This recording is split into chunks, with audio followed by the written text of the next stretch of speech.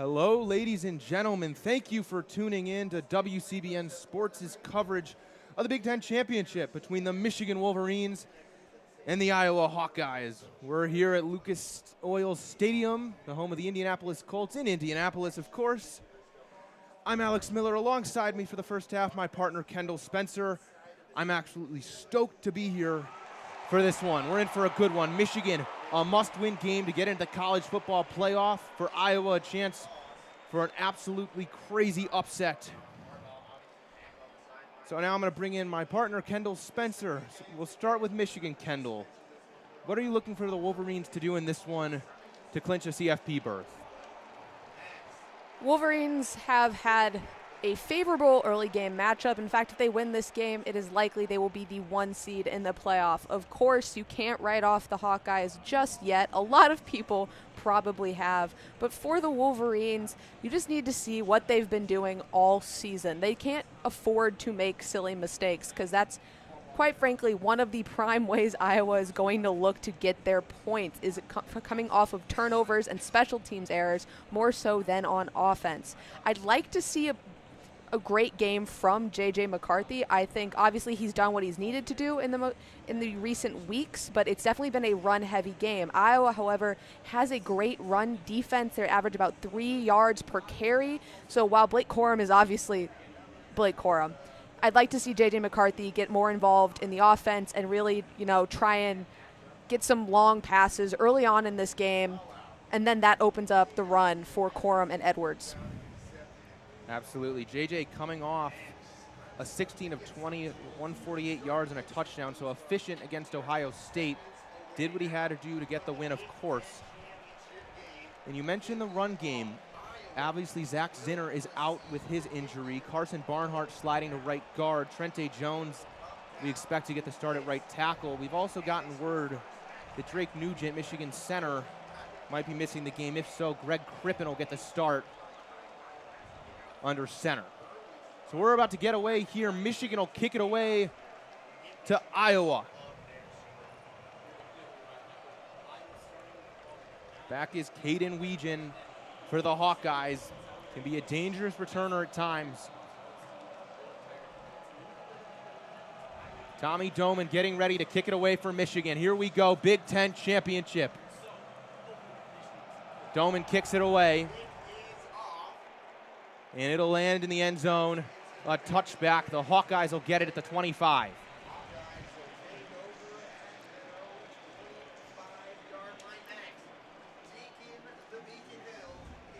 So with the Hawkeyes on offense, Kendall, this is a group that's been quite anemic this year, at times maligned for their lack of production, especially in the passing game. What do you expect to see from the Hawkeyes today? Well, despite the jokes that they should just punt on first down, they have nothing to lose in this game. I agree. Go wild. Air it out. Let Deacon Hill cook. See what you can do in the run game. I mean, really just expect anything from these Hawkeyes tonight. Hill will be under center. Play action there. Throws to his right. He's got a man. Big hit laid by Michael Barrett. No gain there. I believe that was the tight end, Steven Stylianos.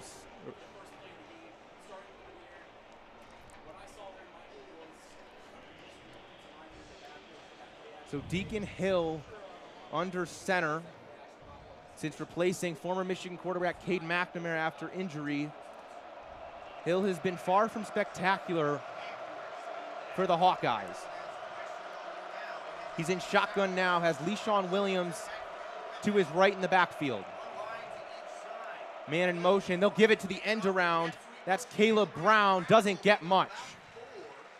Gets a route to they'll mark him at the 29-yard line. Picks up 4 for Iowa. Third and 6. Caleb Brown is Iowa's speed guy. They split snaps and plays pretty evenly with LeShawn Williams. Brown has been a bit faster.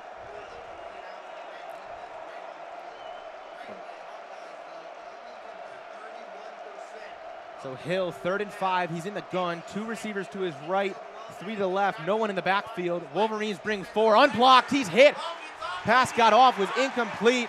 Mikey Sanders still came on the blitz, laid a hit on Hill, and the Hawkeyes go 3 and out on their first possession. Great pressure from the Wolverines. Hill was able to get the ball out looking for freshman tight end Zach Ortworth. Just couldn't hold on to it. Ortworth only with 1 reception this season. However, it was for 54 yards. With their top 2 tight ends in Eric All and Luke Lachey both out, you can expect to see a lot of plays from Ortworth as they just need to have bodies to throw the ball to. Torrey Taylor, arguably Iowa's best player, Big Ten Punter of the Year, punts it away. Fair catch caught by Samaj Morgan at around the 32-yard line. 13:36 left on the game clock here in the first quarter after the Hawkeyes' first possession. And here comes J.J. McCarthy in this Wolverines offense.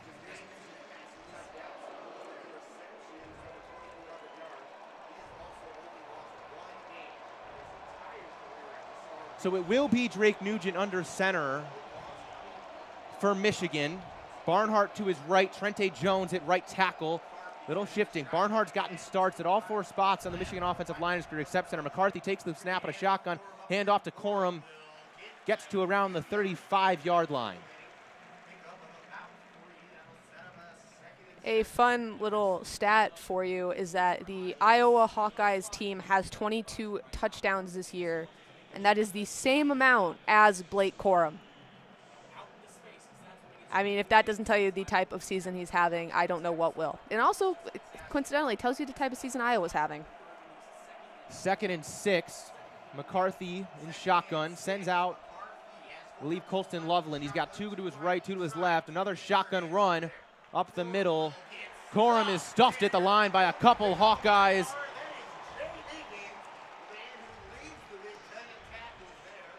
Plays like that are what Iowa wants. They don't mind these small rushes. Yes, they add up in the long run, but they are much happier with getting plays like that where they can eventually stuff the run after giving up 3 yards on the previous than letting Edwards or Corum break all the way up a side.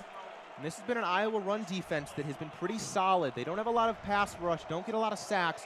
They've been pretty solid against the run. Some good backers as well. McCarthy shotgun, Edwards to his left. Brings Cornelius Johnson in motion. Triple set to his right. McCarthy takes the snap and shotgun, steps up, fires. He's got a man over the middle.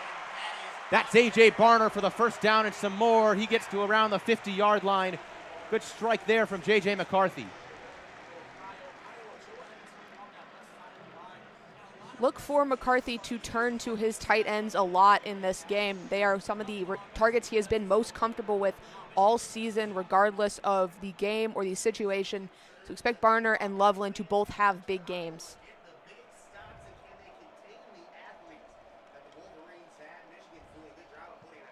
McCarthy, 1st and 10, shotgun back to his left, pitches it out to Corum. Corum brought down by a pile of Hawkeyes at around the 45-yard line. Picks up around 5 there.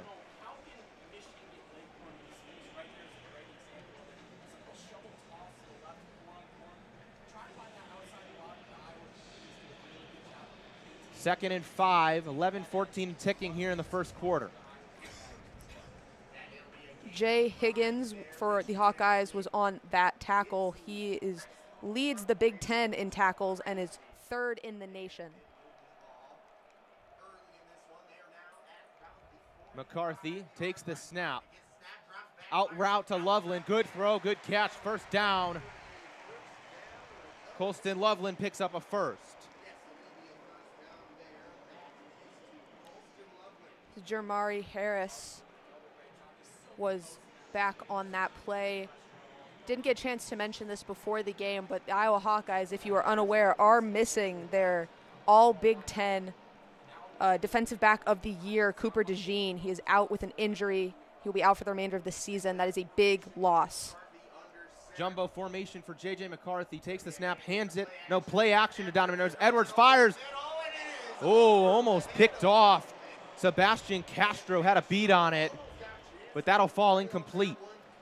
With Cooper DeJean out, Sebastian Castro has been the next man up. He has been phenomenal all season, truly, not just, with DeJean out. Castro is a cash player, which in the Iowa offense kind of operates, as a little mix of linebacker and defensive back. Definitely look to him to be, prowling the backfield in this game. 2nd and 10, McCarthy in shotgun. Donovan Edwards to his right. Handoff to Edwards. He cuts it to the right. That's Kalel Mullings, and he doesn't pick up much.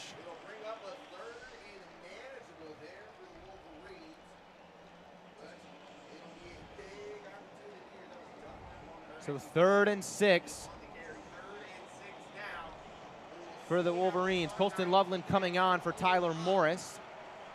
9:55 and ticking here in the first quarter.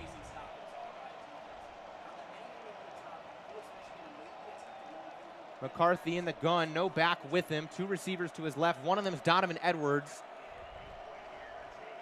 Tight formation. Edwards comes over in motion. He catches the pitch. Donovan running to his right. Edwards, it's going to be close. Looks like he comes up short. The Hawkeyes met him there. And Jim Harbaugh back on the sidelines going to have a choice to make here on 4th and short. So far, the primary goal for the Hawkeyes has been to not only stop, but go ahead and prevent any bleeding. They don't mind giving up those short gains like that. You want to see them, if the Wolverines decide to go for it on this 4th down, a stop would be huge for the Hawkeyes. 4th and 2. Wolverine offense is out there. McCarthy in the gun. Jumbo formation, and it looks like they got the Hawkeyes to jump. We'll see who they blow this on. Trente Jones jumped, but it looked like an offensive end jumped over first. Referees are having a chat. We'll see the call. McCarthy, and it's a false start on Michigan.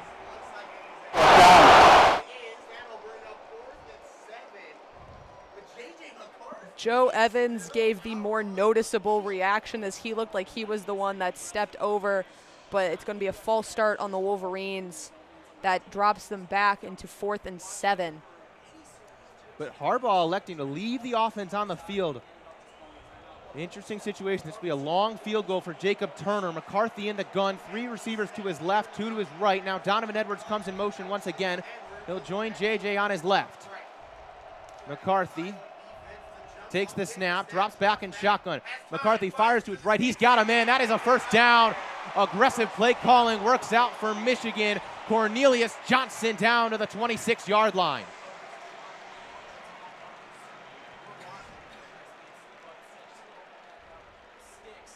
It's a ballsy call there for Jim Harbaugh. Back on the sidelines, and it works out for Michigan.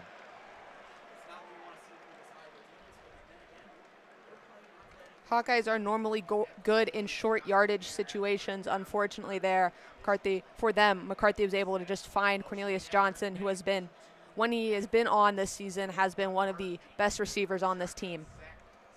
McCarthy once again in the gun. Back to his left is Edwards. He gets it up the middle. Donovan brought down at the 2nd level, picks up around 4 yards. Looked like Jay Higgins came up to make the tackle. On that previous Johnson catch coverage, there was Deshaun Lee, the redshirt freshman from Belleville, Michigan, who has struggled a bit this season. Edwards is having something checked out on the sideline, or maybe his shoe's just being tied. He's off for the moment. Corum in the backfield. Roman Wilson in motion. 3 receivers to JJ's left in the gun. Corum to his right. Jumbo formation in front of him. Takes the snap from shotgun. McCarthy fires across. Diving catch there by Cornelius Johnson. Doesn't pick up much. About a yard or 2 down to the 18. So it'll be 3rd in a couple. 3rd and 2.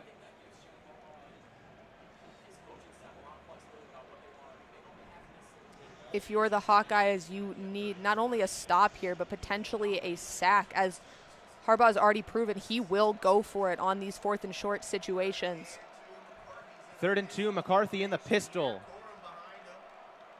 Roman Wilson in motion, handoff. Corum, nice cut there, but not sure if he got it. Looked like he's brought it down short. Hawkeyes envelop Corum around the line of scrimmage. And it looks like, once again, Harbaugh is going to leave the offense out, but it looks like Drake Nugent who was questionable coming into this game, is down on the field. Greg Crippen jogging onto the field.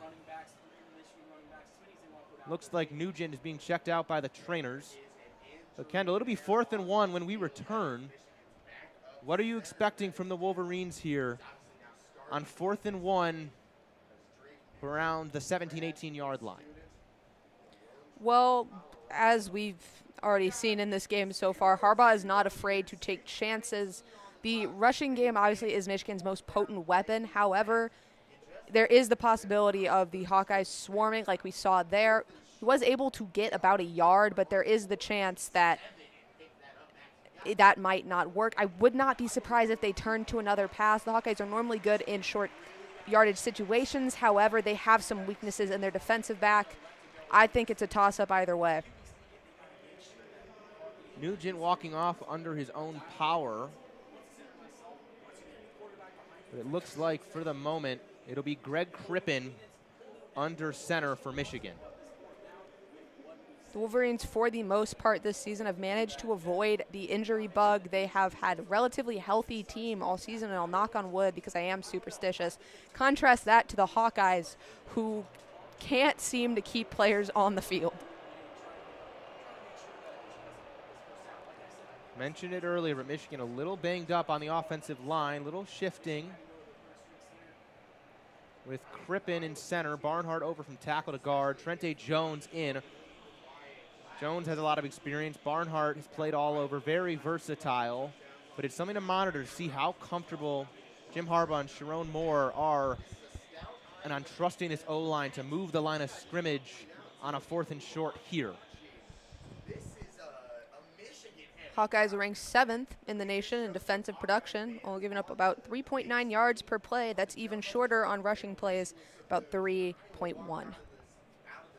Especially with a Wolverine O-line that you mentioned is a little banged up, that could potentially have a big impact in this game. 6:19 left here on the clock in the first quarter. Michigan 4th and 1 at the 17-yard line. Michigan offense back on the field. And it looks like the field goal squad is going to come out. And the field goal unit will James Turner.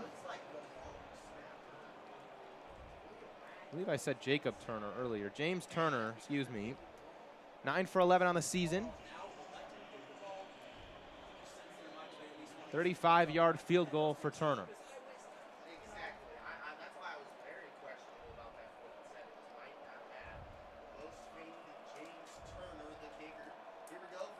Here's the snap. Kick hold is good. Kick is up and through. Turner knocks it in. Michigan jumps out to a 3-0 lead. A very interesting possession there, Kendall. They were overly aggressive from a little bit further back, went for it on 4th and 7, converted, and then take a chip shot field goal for Turner. For the Wolverines, things just never... Wolverines have been, throughout the season, have tended to have very slow starts, especially earlier in the season. This is nothing surprising. I think they would have liked a touchdown there. Obviously, that's like the worst analysis possibly could have given.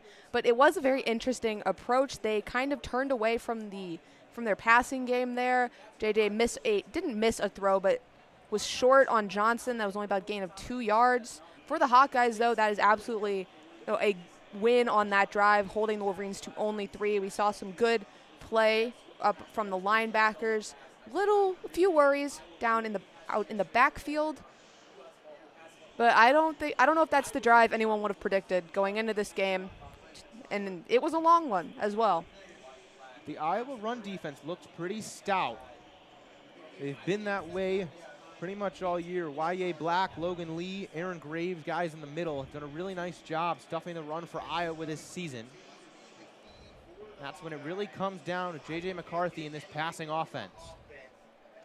So now the other way, the Hawkeyes will inevitably return to the offensive side of the ball.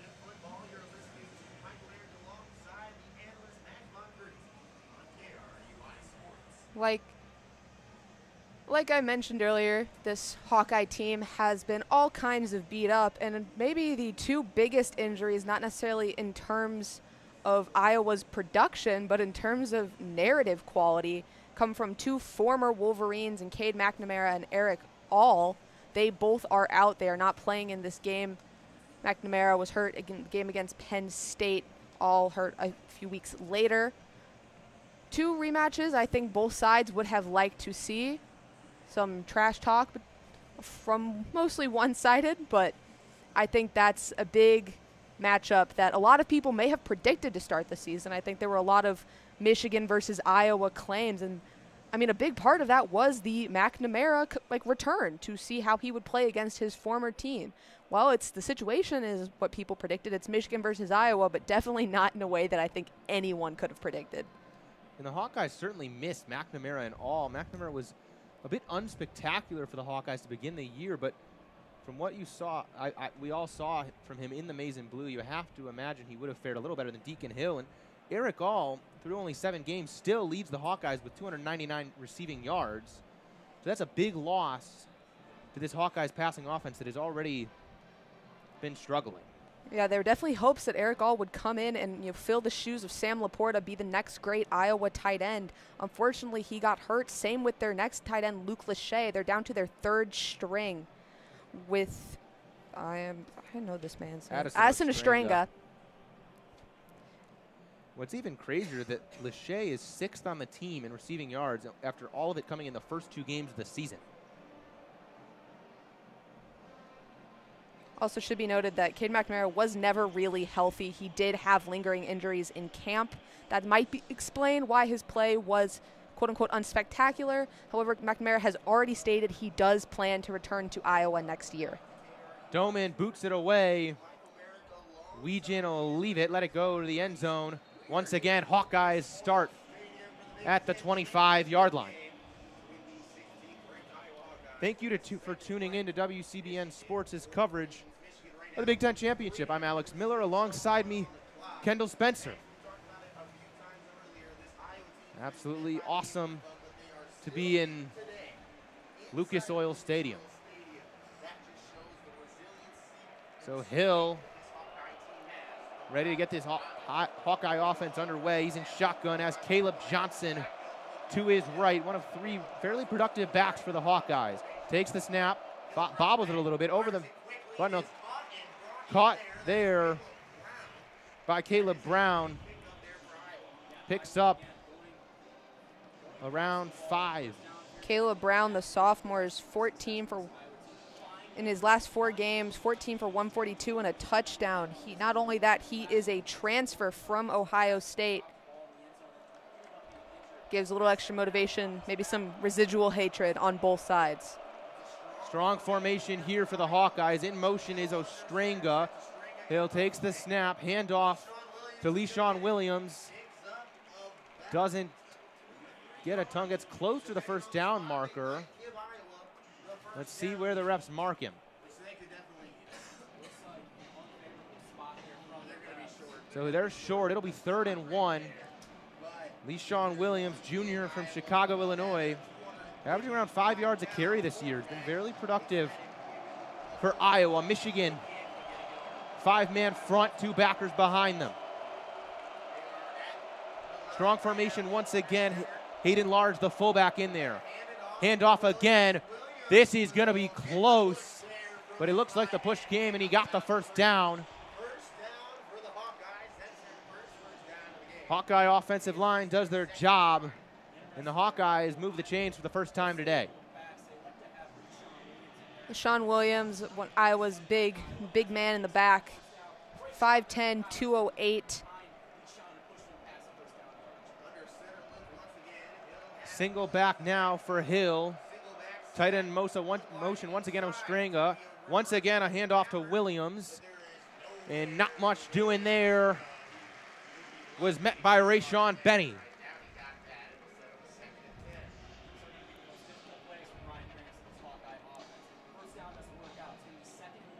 Nice job by Benny there.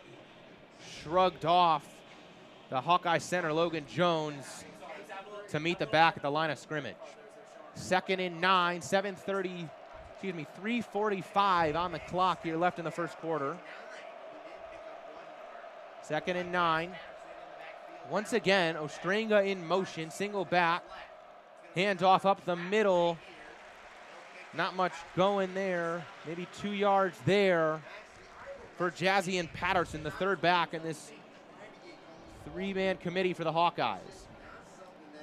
Iowa's offensive woes are nothing new. It has been a topic of national conversation all season, and it has led to offensive coordinator Brian Ferentz being told he will not return next year. Ferentz, of course, the son of longtime Iowa head coach Kirk Ferentz. But yeah, this is Brian Ferentz's last chance at a Big Ten championship as offensive coordinator. Looks like a false start there on Jennings Dunker, the right tackle. So that'll send the Hawkeyes back 5 yards.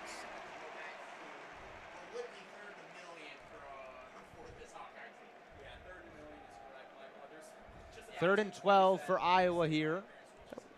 2:54 on the clock. That was on Nick DeYoung.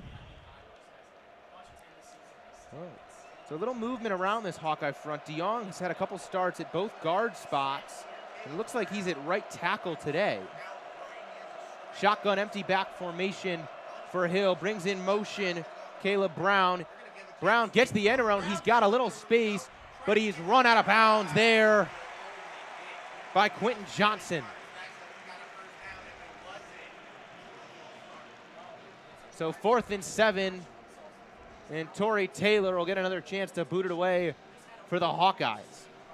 Caleb Brown, Iowa's best weapon. I liked the play call there. It looked like maybe something was going to come of it. Unfortunately, tackle for the Hawkeyes, tackle came in from Quentin Johnson. And Iowa's arguably best player gets his moment to shine. Torrey Taylor, 79 punch this year, boots it away. Samaj Morgan will play it around the 9-yard line. Makes one man miss, makes another man miss. Morgan cuts it back at around the 15. Morgan to the 30. Morgan's got green grass. Morgan to the 50, 45, 40, 35, 30. Samaj Morgan exploding. He's run out of bounds at the 7-yard line. Samaj Morgan, an incredible punt return. Made a couple man miss at the 10 and 15. Cut it back at around the 20, all the way down to the 5-yard line. What a return by Morgan. How about that? And a stake in the heart for Iowa, as one of the best things that they've been best known for this season is their punting. Torrey Taylor is not known for giving up big returns, and it looked like that was going to be a very similar situation on this punt. Samaj Morgan made one man miss, he made another man miss, and from there it was wide open field.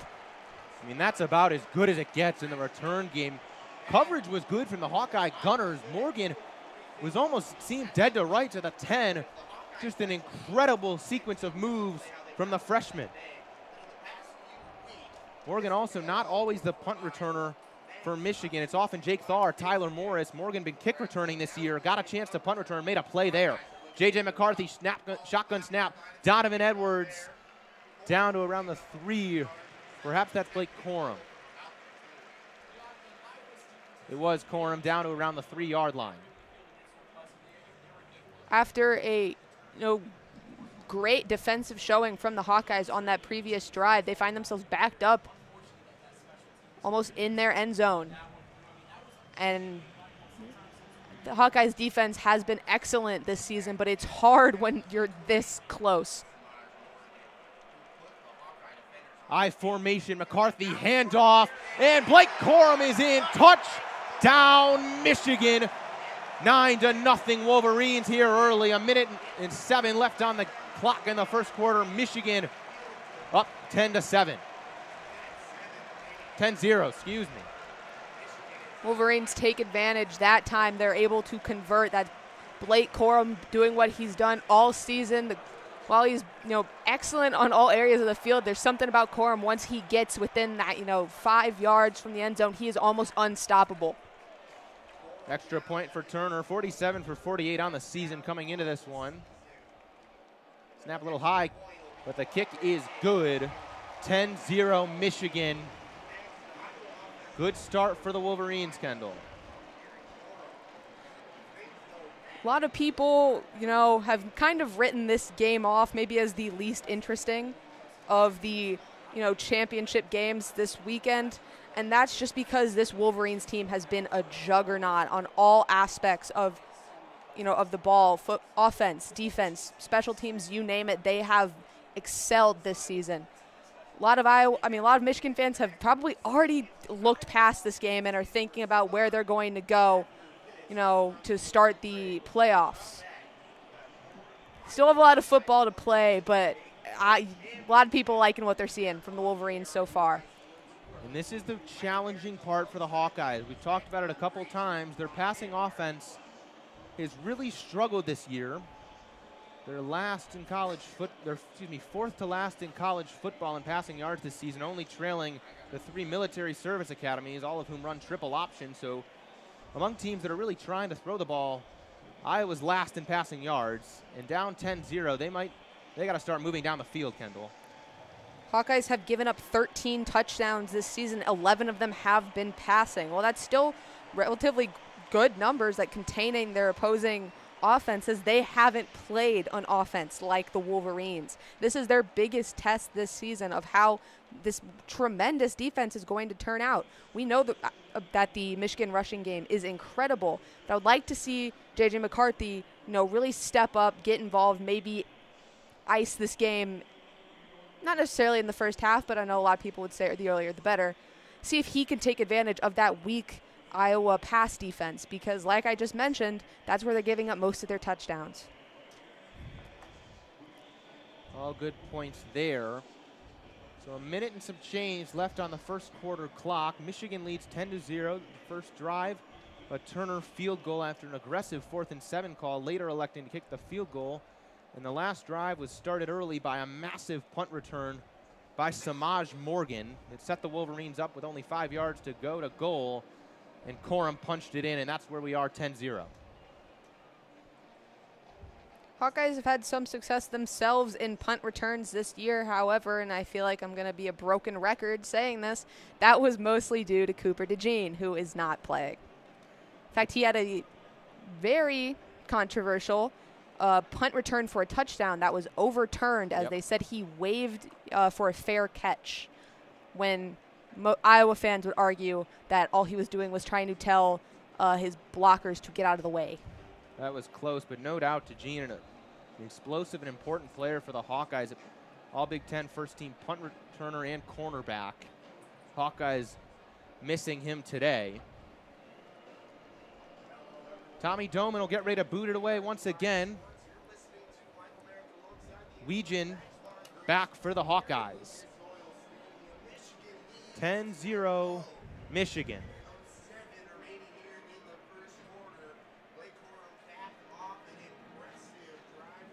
Doman setting up, getting ready to kick it away here. I might wonder if Weegan will have the green light to take one out, try to kickstart the Hawkeye offense with an explosive return. Doman, here's the boot. Weegan will field it, but take a fair catch there at around the 2-yard line. Hawkeyes once again, third time the charm perhaps, will start at the 25-yard line.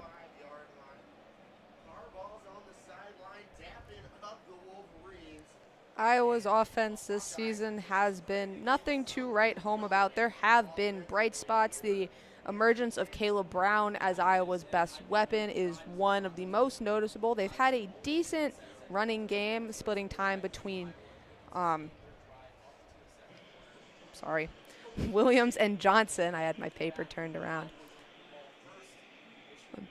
And normally Iowa is well known for being tight end you. They're down to their third string in Addison Ostrenga, and I mean, not more you can ask from him.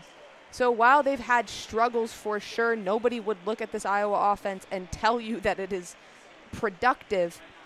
There are bright spots for the future, and McNamara, like I mentioned, has said that he is going to return.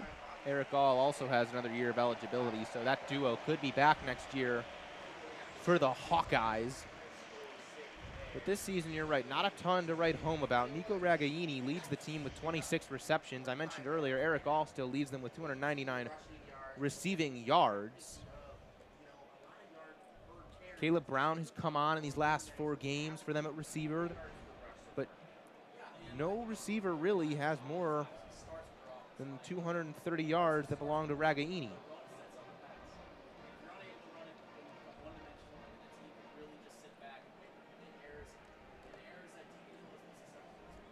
Immediate timeout here on the field.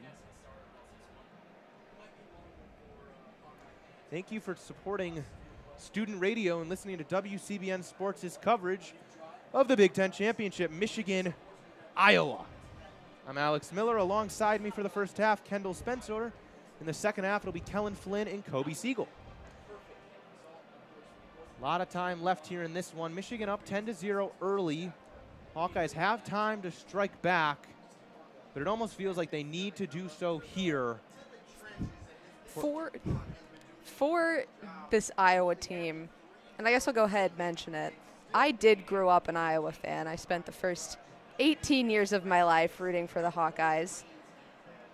So take everything I say with a grain of salt. I'm not trying to be negative. This is a team I have watched for a very long time. But for the Hawkeyes, a 10-0 deficit can almost feel like a 4-touchdown deficit, especially this season. They have struggled to create offense, and even more so, they've struggled to create it quickly. That's why the first drive was incredibly promising, and the second one was maybe more detrimental than it would have been to another team. Hawkeye offense back out on the field. So an update on the O-line. It is Nick DeYoung at right tackle. He's had 5 starts at left guard, 1 start at right guard. Was Big Ten third team. He's mixed in, played in nearly every game, and he's at there at right tackle for the normal starter, Jennings Dunker. To his right is still Connor Colby, Logan Jones, Rusty Fath, Mason Rickman, I believe. In motion once again is Ostringa, left to right. Hill takes the snap, handoff up the middle for Caleb Johnson.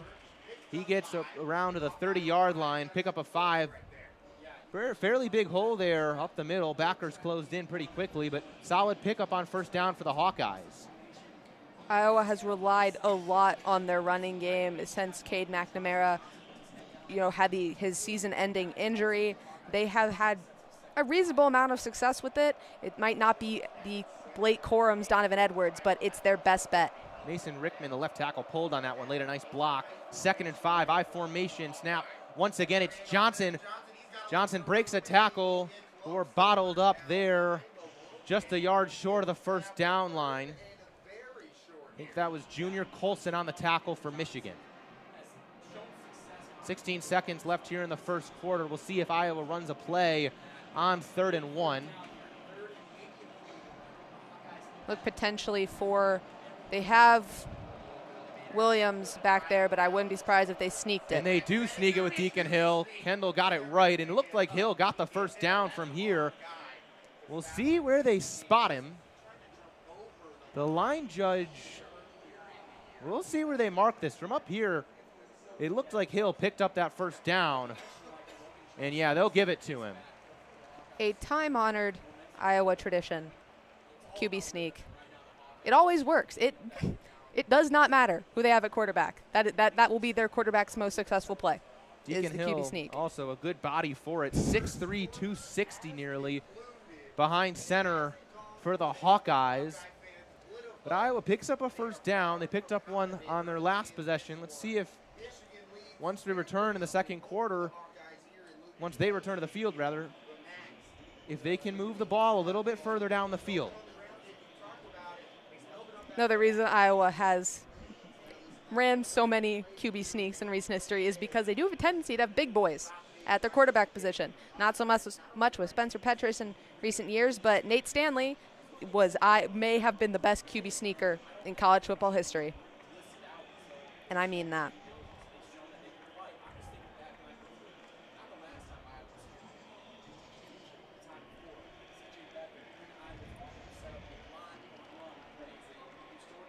So 10-0 Michigan. It's been a little bit stop and start for the last couple minutes of that quarter. Felt like the first half went by very, very quickly. Slowed things down there a bit, though the punt return definitely sped things up. Be interesting to see what Iowa manages to do here if they can string 2 first downs together.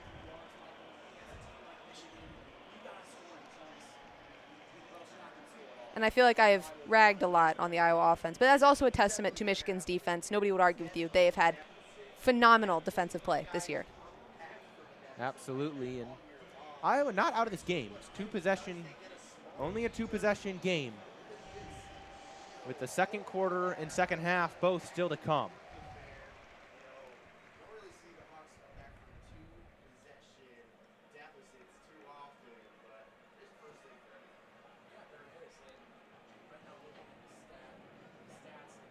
Immediate timeout here between the quarters. 10-0 Michigan.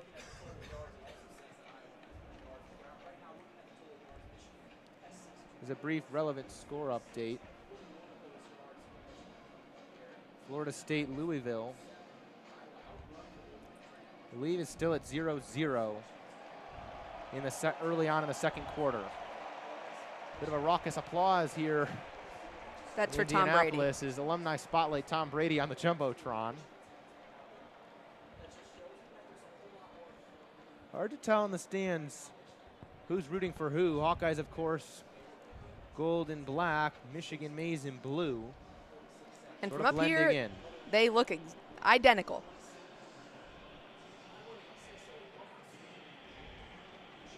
Most recent matchup between these two teams was last year, where the Wolverines got a win at Kinnick Stadium, somewhere where the Wolverines have very infamously struggled but managed to pull away. Before that, they met in the Big Ten Championship in 2021 with a final score of 42-3 in favor of the Wolverines. Not only did they crush the Hawkeyes, they crushed my father's heart. We'll get underway here once again. 10-0 beginning the second quarter. Michigan leading. This is a must-win game for the Wolverines. CFP on the line. Have to handle Iowa first. Already been a big upset with Alabama defeating Georgia. Texas took care of business. It'll be interesting to see what the final bracket shakes up to be. We have some more on that we'll talk about later in the game. Fullback in there, strong formation. Tight end in motion for Deacon Hill is Ostrenga. Play action for Hill, rolling right. Complete to the fullback, Hayden Large.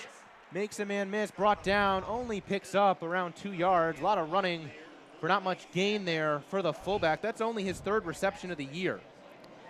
The 6'5", 250 senior. Big man. Makari Page led the Wolverine tacklers on the hit there. Hill in shotgun, nope. He'll be under center now, back up to shotgun, empty set. 3 to his left, 2 to his right in a tight. Takes the snap and shotgun. Wolverines bring 5. Out route is complete. Sandra still with the tackle. Pickup of around 4 yards for Caleb Brown.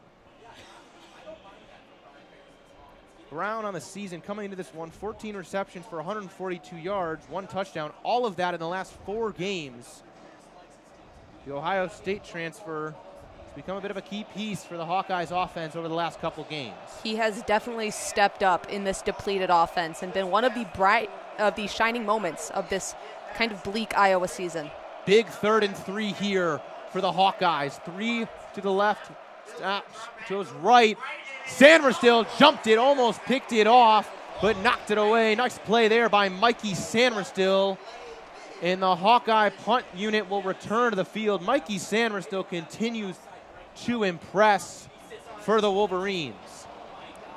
When a team struggles to score points in the offense, what they have to do is score on defense or win the turnover battle. Unfortunately for the Hawkeyes, they are -1 on the season in turnovers. Narrowly avoided 1 there, but Deacon Hill does have 6 interceptions this season.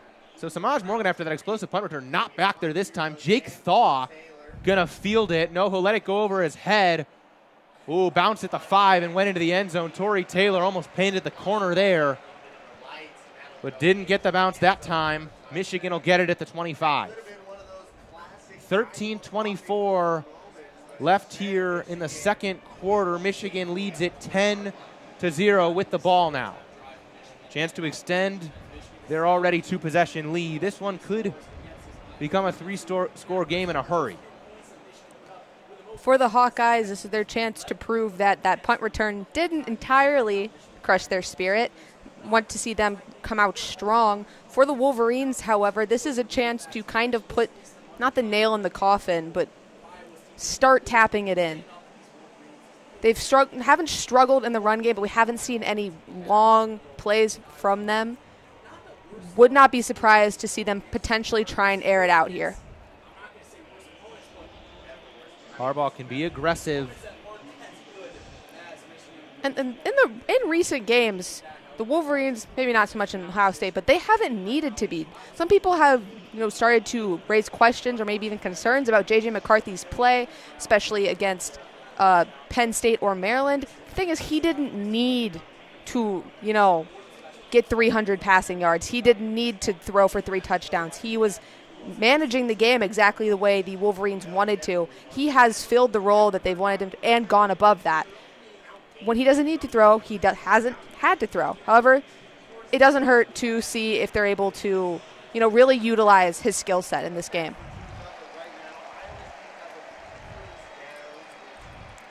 In addition to that, the Hawkeyes have only given up 1 run for more than 20 yards this season, so relying on long rushing touchdowns from Edwards or Corum might not be possible for the Wolverines.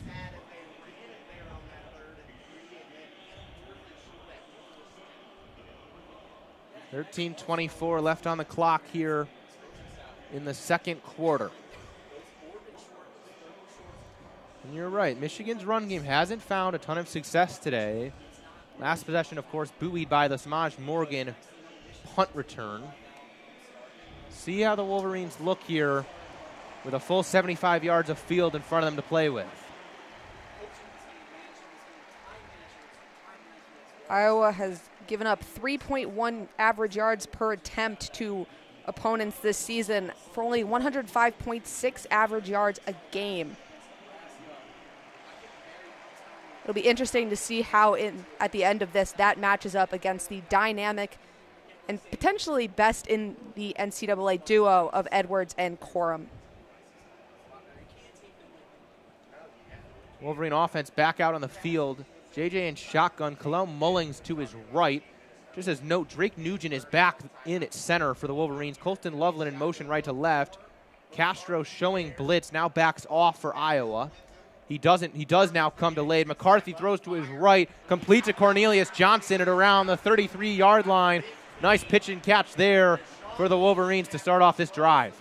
Wolverines come out immediately, get the ball downfield to Johnson. Johnson has struggled a bit with drops earlier in the season, but really in the past few weeks, he has turned into one of the top targets for the Wolverines. When he has the ball in his hands, he is electric.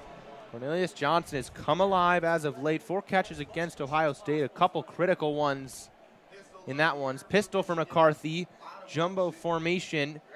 Max Bredesen and A.J. Barner to the right of Trente Jones. Kalel Mullings. McCarthy now steps up under center, hands it off to Mullings, running right, and he's bottled up by a couple Hawkeyes. Picks up around 2 or 3 there. The front of that for Iowa was Nick Jackson.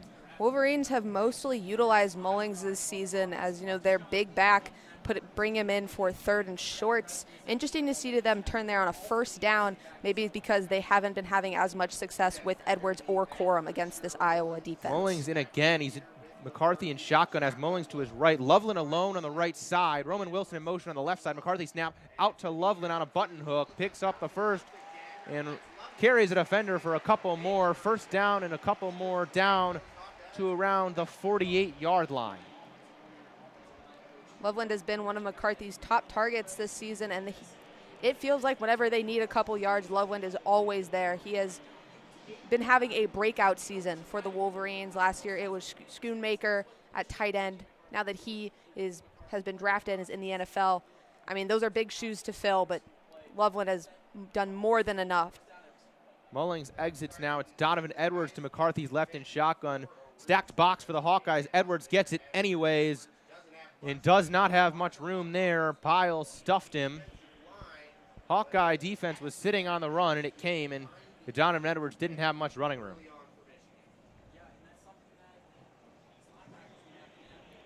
Wolverines normally average 4.4 yards per attempt, which is 1.3 more than the Hawkeyes normally allow. It'll be interesting to see whether the unstoppable force or the immovable object will be victorious in this one. 11 minutes on the clock in the quarter. McCarthy has both tight ends to his right, Barner and Loveland. In motion on the left is Johnson. McCarthy all day under pocket, now forced out to his right, looking for something, and he finds a man. It's A.J. Barner for the first down to the 40-yard line, but there's a flag near the offensive line. We'll see who this goes on.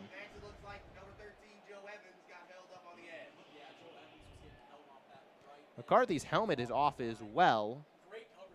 Refs will chat. Looks like this might be coming back. And yes, it is. McCarthy made a nice play there, was flushed out to his right. Loveland came back to his quarterback, and JJ threw a strike to him. Excuse me, Barner came back to his quarterback, and McCarthy threw a strike to him. McCarthy's legs have been one of his best assets, I mean, since he started playing football for the Wolverines. However, in the past, it has been erratic and sometimes ineffective, but we've really seen him come into his own, and most of his scrambles have been very well executed. 2nd and 17 for Michigan. Out route there is complete to Peyton O'Leary, who hasn't been in much these last couple games.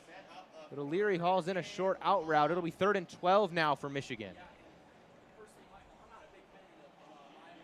So Michigan looked just to cut a little yards there. Try to make this 3rd down a little bit more manageable. 10-11 and ticking on the clock for the quarter. They've already proved that they are willing to go for it in very risky fourth situations. That stayed back to the Ohio State game. McCarthy in the gun. Edwards to his right. 3 receivers to his left. McCarthy takes the snap. Stepped up in the pocket. Now he's brought down. McCarthy is sacked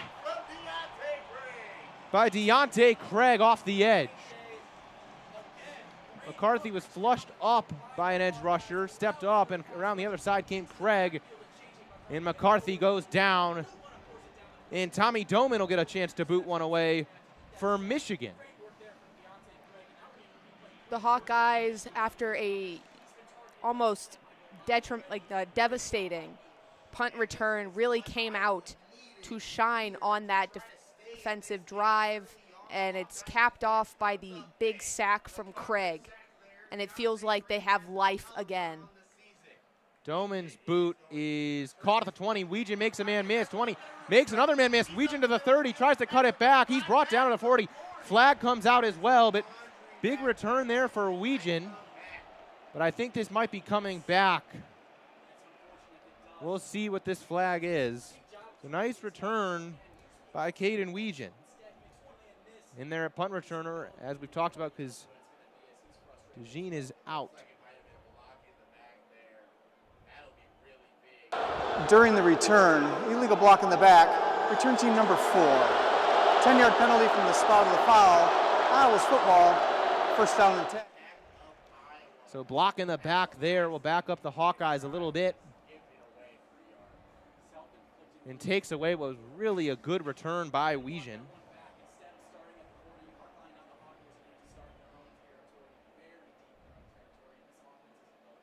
So the Hawkeyes, I think, will have it at about the 20-yard line where the block occurred. So 10-0 Michigan. The Hawkeyes get a stop. And they'll get another chance on offense to pull something together here.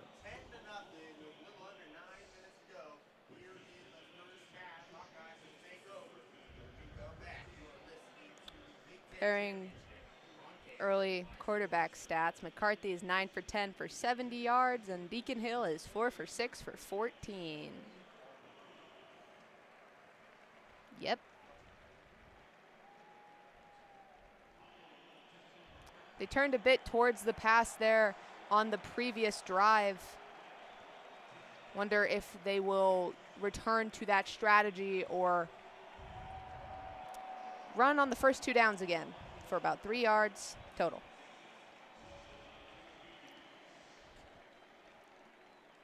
Hawkeyes averaging 3.2 yards per carry early in this one, but the backs, Johnson and Brown, both averaging 4.5 and 5 on 2 attempts each. So far holding the Wolverines back to 2.1 yards per rush, however 7.8 yards per completion. And that's just been the story of this Iowa season. Oh my God, that rhymed. The Hawkeye offense, as has been much talked about, has struggled. Brian Ferentz, the offensive coordinator, will not be coming back. It was stipulated in his contract going into this season. The Hawkeye offense had to average 25 points a game. They're at 18. So this is it for Kirk Ferentz's son at offensive coordinator. In a bowl game in a couple weeks or next week, depending on how this one goes. Astonishingly, this is the most wins by a team averaging 20 points per game.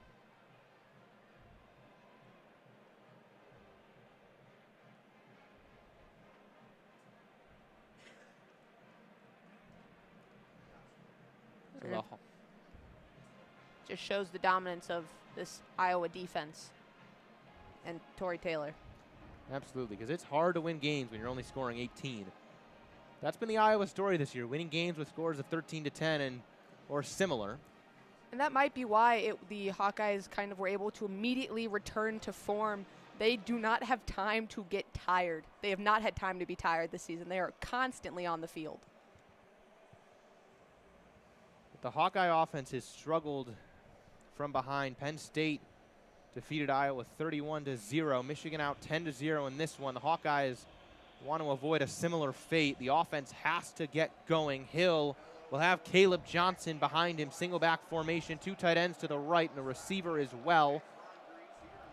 Ostrenga in motion. Hill hands it to Johnson. He's buried. Kenneth Grant right up there to bring him down for a loss.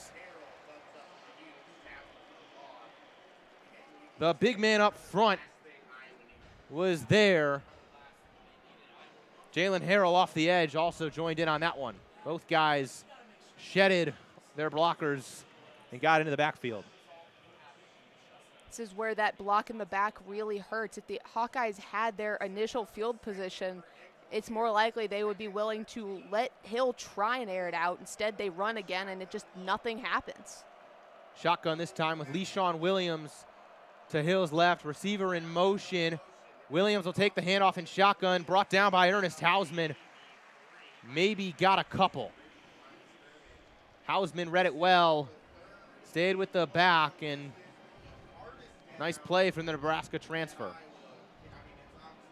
And that brings up 3rd and 11. If you had an Iowa Hawkeyes bingo card, run on first drive, run on second drive, throw for not enough on third drive, would get you 3 in a row at least. Let's see if they repeat that here. So 3rd and 11. This is a tall task for the Iowa offense.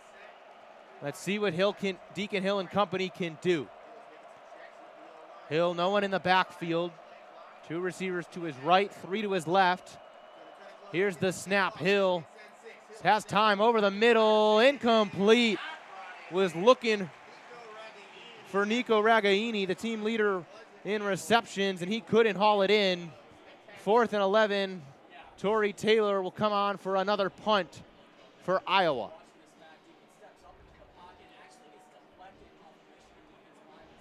Looks like it was deflected off someone's head. Jaden McBurrows was in coverage for Michigan. Here's the punt from way back at his own around 5-yard line. Punt to the other 30. This time it's Samaj Morgan. It'll go out of bounds at around the 25-yard line. So that's where Michigan will have it. Big boot from Tory Taylor. There is a reason that if you watch Iowa's senior day media that he got basically the level of celebration of that Joe Burrow did on his, both wearing number 9 He has been the light in the darkness of an Iowa season, and while some might find it a little silly or maybe a little sad to rally around a punter, that's the Big Ten, baby.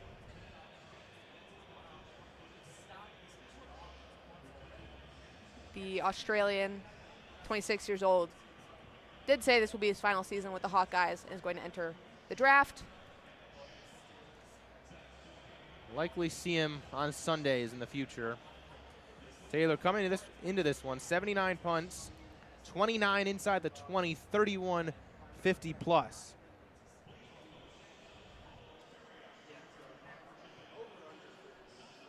There's been an increasing trend of Australian punters, as it's relatively similar enough to kicking in rugby. Skills are transferable.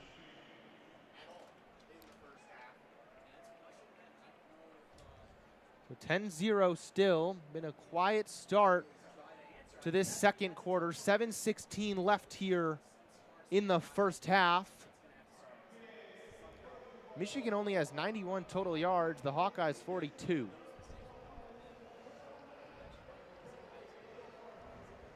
So we'll see what Michigan can do on this one. Trying to go up a third score. Thank you to everyone tuning in to our live stream on YouTube to WCBN Sports' coverage of the Big Ten Championship. We're in Lucas Oil Stadium. I'm Alex Miller. Alongside me, Kendall Spencer. It's been a fun first half. Wolverines get a chance to try to extend their lead in this one.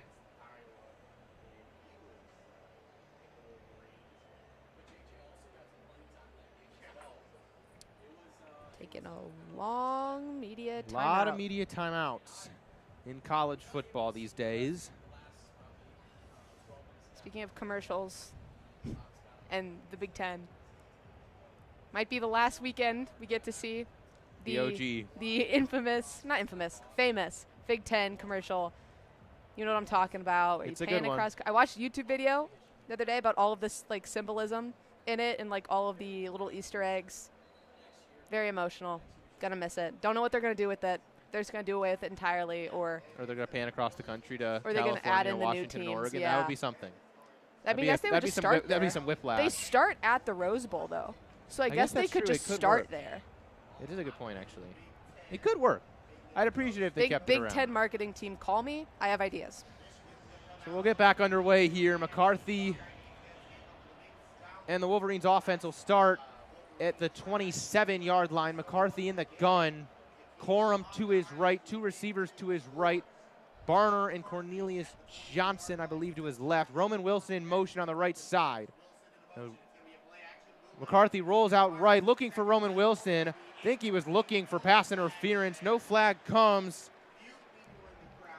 That was Castro all over that one.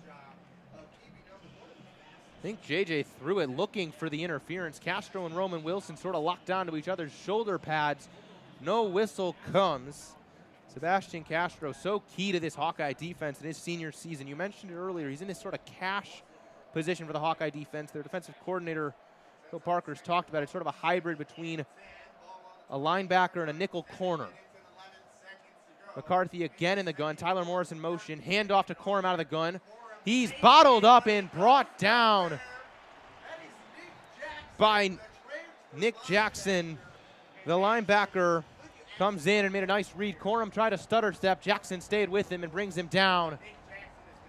Jackson is a graduate transfer from Virginia. This season, 91 tackles, 8 tackles for loss, and 4 sacks. He has been outstanding for the Hawkeyes defense. So 3rd and 10, McCarthy brings Donovan Edwards in motion. Edwards will join him in the backfield to his left.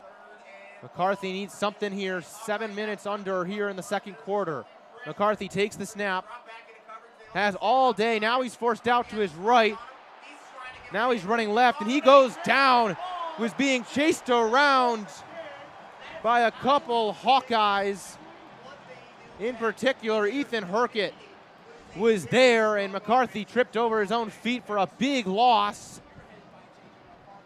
in the Wolverines' back-to-back possessions will have to punt it away. Hawkeye defense making a statement now. You got 4 Hawkeyes running at you like your hair's on fire.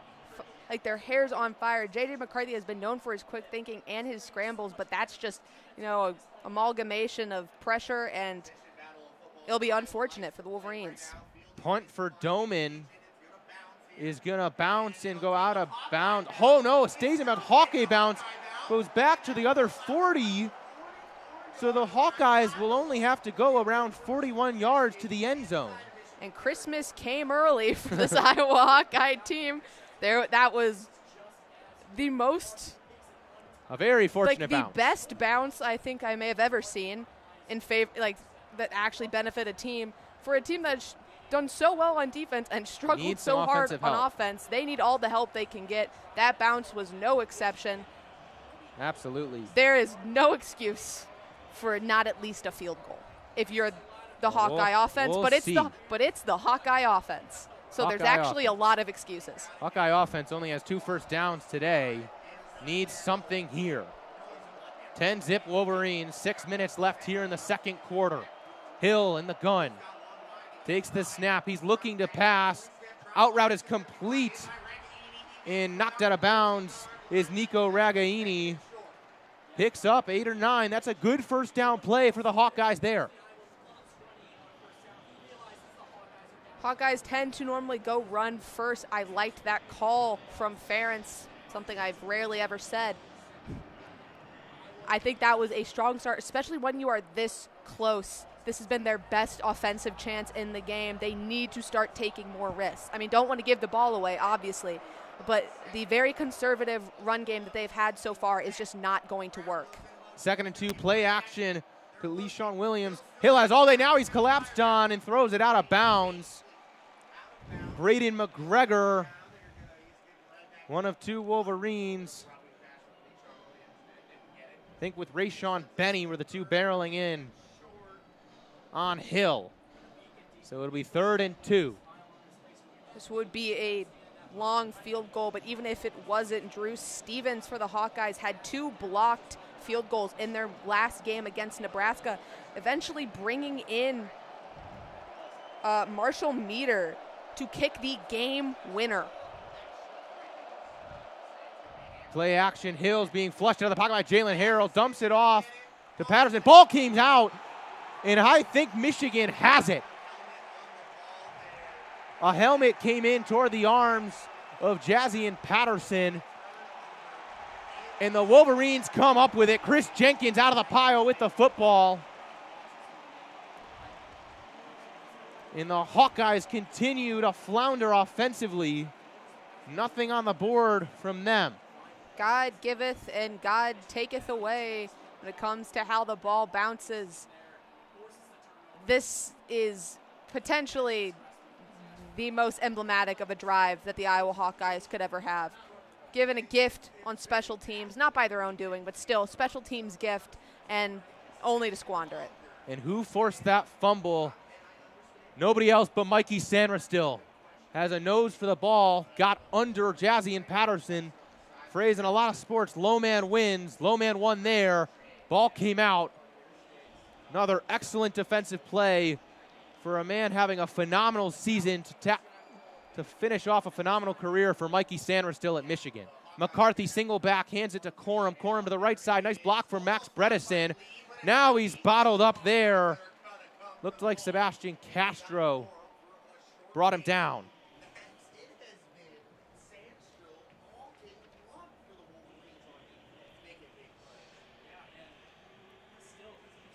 Sebastian Castro, 52 tackles this season, 8 tackles for loss, and 3 interceptions.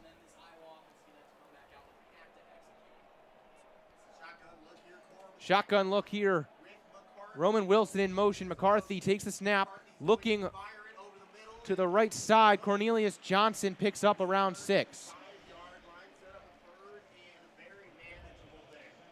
And again, that was Castro in on that tackle. He has been all over the field for the Wolverines.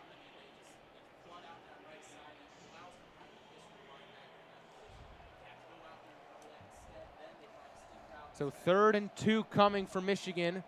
About 4 seconds left here in the second quarter. McCarthy in the gun, Corum to his left, 2 receivers on either side.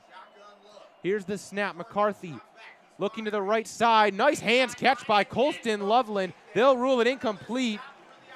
Ball came out toward the end, but the Michigan offense will exit the field. McCarthy seemed a little reluctant, but now they go off. There's still nearly 4 minutes in this game. It is not unreasonable for Harbaugh to think they will get the ball back. Hawkeye offense has struggled. It's been the talk of this game. Tommy Doman going to look for a better boot than his last chance. This one looks better in the air. Fair catch called at around the 8-yard line. There's a good boot for Tommy Doman.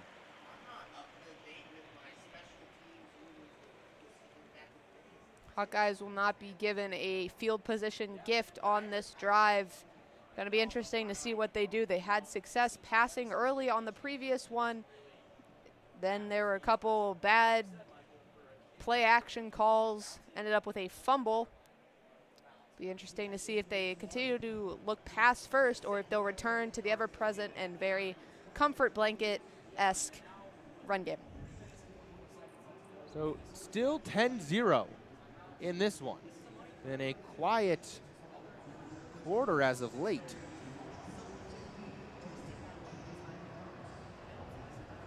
So Big Ten. But it's been a bit of a punt battle here in the second quarter. Doman and Big Ten Punt of the Year, Torrey Taylor.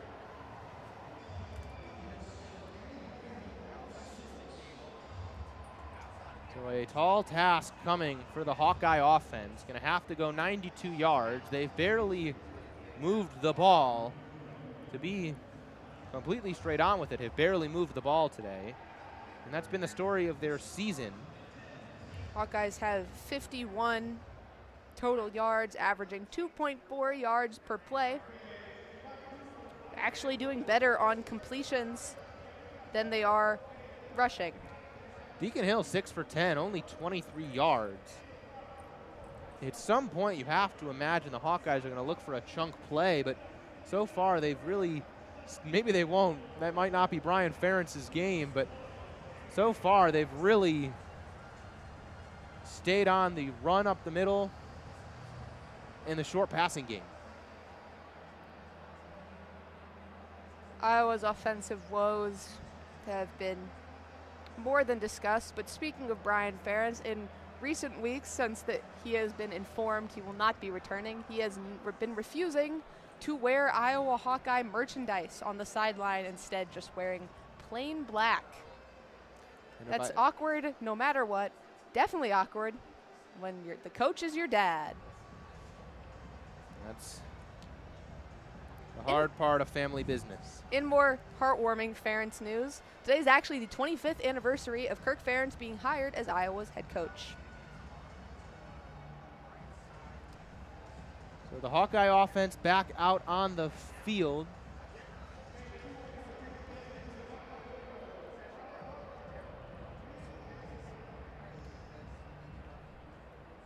Just something to monitor. I don't know if Will Johnson has played today. There was speculation that he might not, resting up.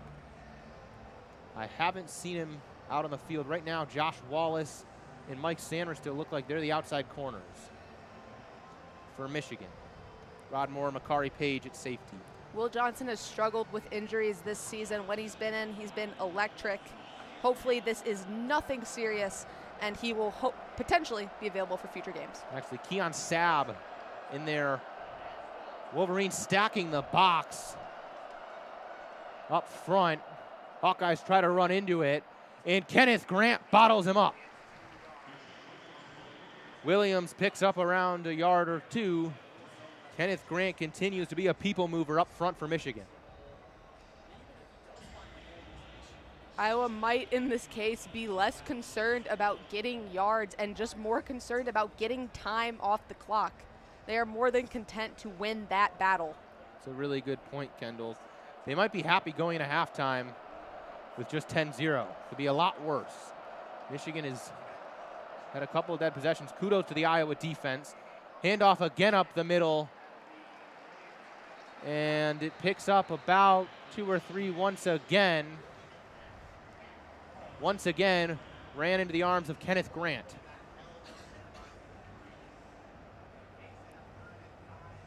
So 3rd and 5.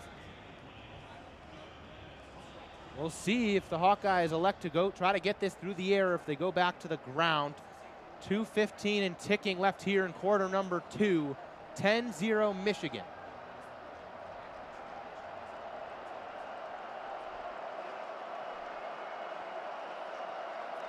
Keon Sabb in coverage on the tight end Ostringa. Tipped pass at the line of scrimmage by the Wolverines. Couldn't tell who was the one who got a hand on it. And yeah, it was Josiah Stewart, number 5 off the edge. The Coastal Carolina transfer got a paw in the air, knocked it down. And Tory Taylor punting once again. In Michigan, we were talking about time. They got a lot of time to work with. 1:56 and 3 timeouts. Samaj Morgan back, awaiting. Here's the boot from Taylor. This came out a little short, but a good bounce. Great bounce for the Hawkeyes. Continues to roll, and he'll stop it around the 19. Man, took around a 20-yard roll there for Tory Taylor. Didn't have a ton of air yardage, but Taylor got a roll. Samaj Morgan doesn't have a lot of experience punt returning. Might have tried to come up and make a play on that ball. Little traffic, though, due to the short punt. Works out for the Hawkeyes. Michigan will have to go 81 yards to pick up this one. Also took about 13 seconds off of the clock, which might not seem like a lot, but Hawkeyes will take anything they can get. McCarthy shotgun. Loveland, the only receiver to his right, now joined by Cornelius Johnson in motion. And that might be Tyler Morris, I believe. McCarthy looking left. Out route is hauled in by Cornelius Johnson. Picks up around 5. Brought out of bounds. 1:38 on the clock. Cornelius Johnson, big contributor early in this one. That's his 5th catch of the day. Hawkeyes just focusing on preventing any big plays. Situations like this are where the Wolverines can burn you quickly, especially with the speedy receivers of Johnson and Wilson. Roman Wilson in motion. McCarthy, Donovan Edwards to his left. Takes the snap, drops back. Pressure comes over to Edwards, middle of the field. Donovan Edwards down to around the 34-yard line. Clock's going to stop briefly for the first down. Wolverines in a hurry. McCarthy in the gun again. Edwards to his left, 3 receivers to his right, 1 to his left. Here's the snap. JJ drops back. Has time. And batted down. He was looking just to check it down to Donovan Edwards. A lot of time in the pocket. Kudos to the Iowa defensive backs. Nice coverage down the field. Stops the clock on the incompletion. I believe it was Y.A. Black that got a hand on that one. Yeah, it was Y.A. Black, knocked it down. 1:22, 2nd and 10 from the 34 for Michigan. Edwards again in the backfield to the right of this time of McCarthy. Loveland in motion to the left. McCarthy flushed out, dumps it to Edwards, makes a man miss. No, nice tackle. Sebastian Castro tripped him up by the ankle. 1:13 and ticking. I mean, it'll be 3rd and 6. Who else for the Hawkeyes? It feels like we've mentioned his name every other play. He has just been that good this season. Castro's been making plays all over the field. A minute on the clock in the quarter. 3rd and 6 coming for Michigan. McCarthy snap from shotgun. Finds Loveland. No! Hit him on the numbers. A beauty from McCarthy and a rare drop from Colston Loveland. I mean, we've seen the Wolverines run that play countless times this season, and Loveland has almost always been there. That is a lucky break for the Hawkeyes, as Loveland had them beat, not necessarily for a touchdown, but still beat for another first down. And with the way that the Wolverines have been known to drive down the field, that could have been another 7 on the board. Instead, Tommy Doman's got to punt it away. And that was a perfect throw for McCarthy. Loveland couldn't have asked for a better ball. An unusual drop. Doman will punt it away. Weegan back. Here's the punt. Whedon will field it, call a fair catch at around the 23-yard line. 46 seconds on the clock left in the quarter. So the Hawkeyes, with 3 timeouts, will have 46 seconds to work with it. It's going to just 2 runs and then, I don't know, launch one, if I had to guess. I mean, this is your best chance. You want to see what Deacon Hill has in the tank. They have not been asking him to throw long balls this year, but 46 seconds left in a half when your offense has been stagnant. This is the perfect time to air it out. Maybe not now, but like 20 seconds? That's pretty good. There, of course, always is the risk of the interception, but I'd lean toward aggressive. Hill takes the snap in shotgun. Out route, nice catch there by Brown. Throw it to the wrong shoulder from Hill, but Caleb Brown did a nice job to come back to the ball and haul it in. Gain of about 7 there. So it'll be 2nd and 3. Mike Barrett was in coverage. 41 seconds. 2nd and 3. Hill, shotgun again. Empty backfield, 2 to his left, 3 to his right. And I think a false start on the Hawkeyes. That doesn't help them. False start. Offense number 56. 5-yard penalty. It's still 2nd down. So that's on Nick DeYoung, who got his first start of the season at right tackle this year. 7th start overall, 1st at tackle. That is his 2nd false start in this first half. The senior jumped early there. So 2nd and 8 makes it a little more difficult here for the Hawkeyes. Shotgun for Hill. He is brought down, blindside Jalen Harrell off the edge, and he picks up a sack for the Wolverines.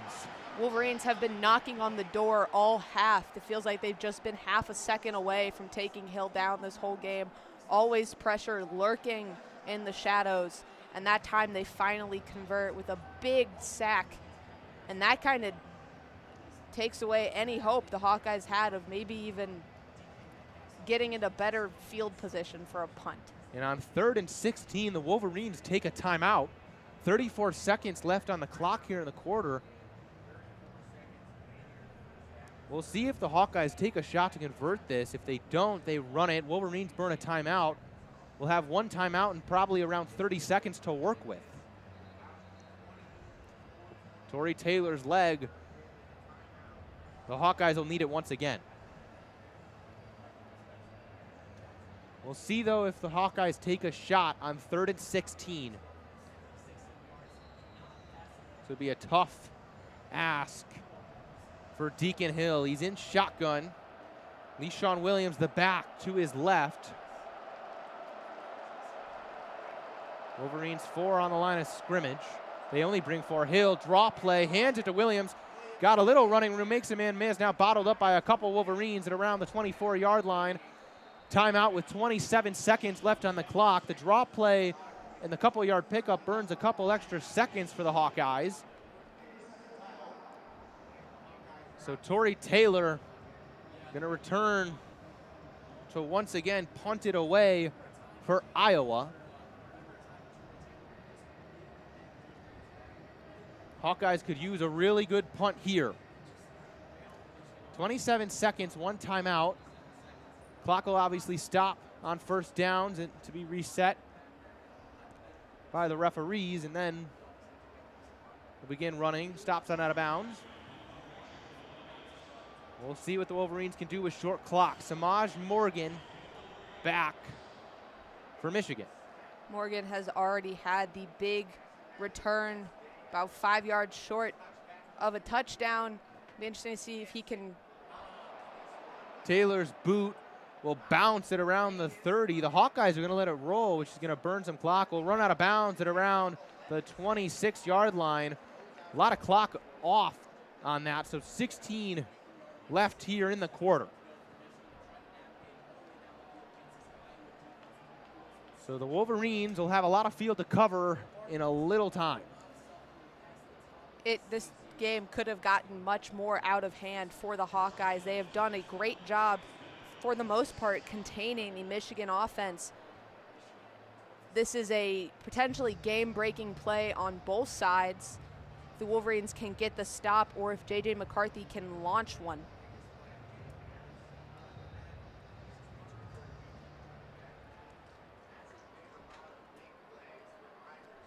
McCarthy in the gun, Edwards to his right. Edwards gets the handoff. He breaks a tackle. Edwards to the 40. Donovan Edwards brought out of bounds at the 44. A big chunk run from Donovan Edwards.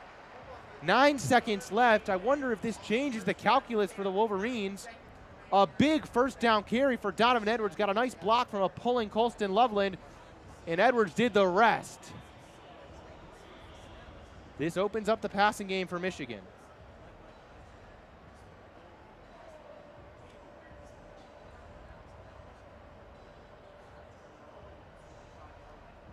That has been Iowa's biggest run play. Michigan's biggest run play of the game. Iowa has done such a good job containing their rushing attack until that moment. Hawkeyes now take a timeout to try to think things over here. 9 seconds. 43-yard line. 57 yards to the end zone. But one chunk play, and Michigan has a timeout, could result in a field goal chance for James Turner. Season long of 50 for Michigan.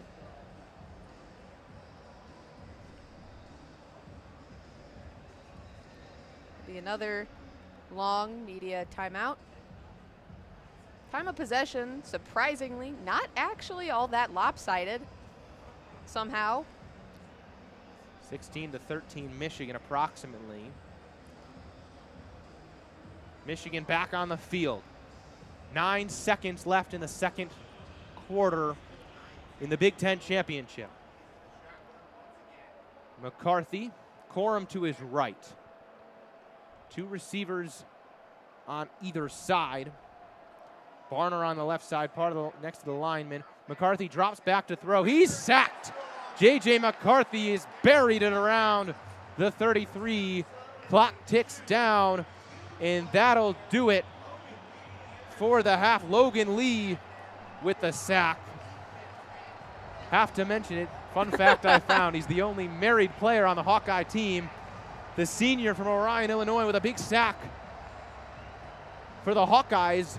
And after Michigan jumped out to a very early 10-0 lead after a back and forth of no scoring second quarter, that's still where we stand, 10-0 Michigan at halftime. Iowa is an exceptionally disciplined defense that is both a testament to, well, how desolate the offense has been, but also the brilliance of Phil Parker. They do not tend to make big mistakes. Yes, that punt return was, a dagger in the heart, but normally this Iowa defense is known for their stability. That's why, yes, they're only scoring, points in the teens every game, but even more incredibly is that they're giving up even less than that. No matter how lopsided this game was predicted to be or is even going to be at the end of it, it is not due to a lack of discipline or lack of talent from this Iowa defense. There's a reason that they're 10-2. And a bit shaky at first, but I'm not surprised that they have really evened out and been as dominant as they've been all season in this game, even against an offense like Michigan's, who has also sputtered a little bit. Absolutely, but credit to the Iowa defense. Sebastian Castro's been all over. 3 solo tackles.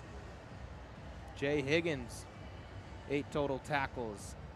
This Iowa defense has showed up. The team has 3 sacks. All have come at very critical moments. Coverage downfield has been good for the Hawkeyes.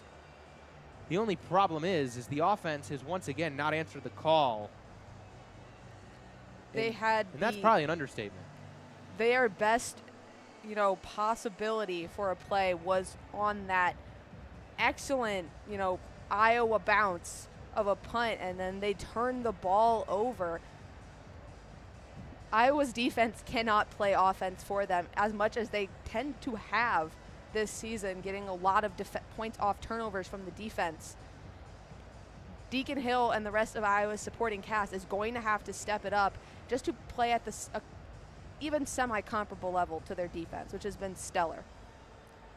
The Hawkeyes, Hill has 30 yards through the air. They have another 31 on the ground. And that's simply not enough. Well, the insane thing is that it kind of has been for the Hawkeyes for most of this season. Unfortunately, they're playing in kind of a bleak and depressing Big Ten West. So they haven't needed more than this. This has been, Michigan has been one of the best defenses that the Hawkeyes have played, and they're playing at an appropriate level. I mean, the Michigan defense has been incredible. But yeah, that has been, not enough, but close to enough for the Hawkeyes for most of this season. I don't know if they're capable of stepping up even close offensively, or if they're going to be relying on a costly turnover and then 2 field goals. So to move away from the Iowa offense, we've talked about that unit a lot.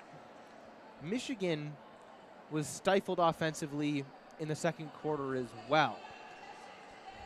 As we look ahead to the second half, Kendall, what are you looking for the Michigan offense to do perhaps a little differently in the second half? Michigan has played good defenses. They've played good run defenses. Penn State was meant to be a great run defense, and they ran all over them. It is rare to see Michigan struggle like this, even against a defense that is great against the run. It doesn't feel like it's going to continue. I mean, Wolverines have struggled in the first half continuously throughout this season. They almost always come out, bombs away, and I don't mean that necessarily by passing, but just like in the level of intensity they bring right out of the locker room. I've always said that I want to be in there because I want to hear what Harbaugh is saying to them, because it always seems to work like a charm. I'm not necessarily worried about them yet. If this pattern of being unable to run continues into the late third quarter, then you start to get a little concerned for the Wolverines, because that's just not something that they've ever struggled with this season. On the passing side, there hasn't been too much that you can really say that there was that, heartbreaking drop from Colston Loveland. That was huge. That is not a mistake that he normally makes. The offense has been stifled. They have not played the way that we know they can, but I don't necessarily think it's going to continue. All good points. Michigan has had a little more success than Iowa, certainly offensively today, but you're right. The mistake by Loveland was costly, and a couple mistakes like that have not helped Michigan in this one. McCarthy, 13 for 18, 95 yards. On the ground, the Wolverines have only 16 yards, but that includes McCarthy's negative 32 yards, a sack. Donovan Edwards has 25 on 3 carries. Corum only 15 on 7 attempts. Has that touchdown as well after the Samaj Morgan explosive return. But this has not been the dominant Michigan offense that we've seen these last couple of weeks. This also is not necessarily, besides for maybe OSU and Penn State, this is also not the caliber of defense that Michigan has been seeing in recent weeks. I think these really are 2 of the better units in the Big Ten, not just in their respective divisions.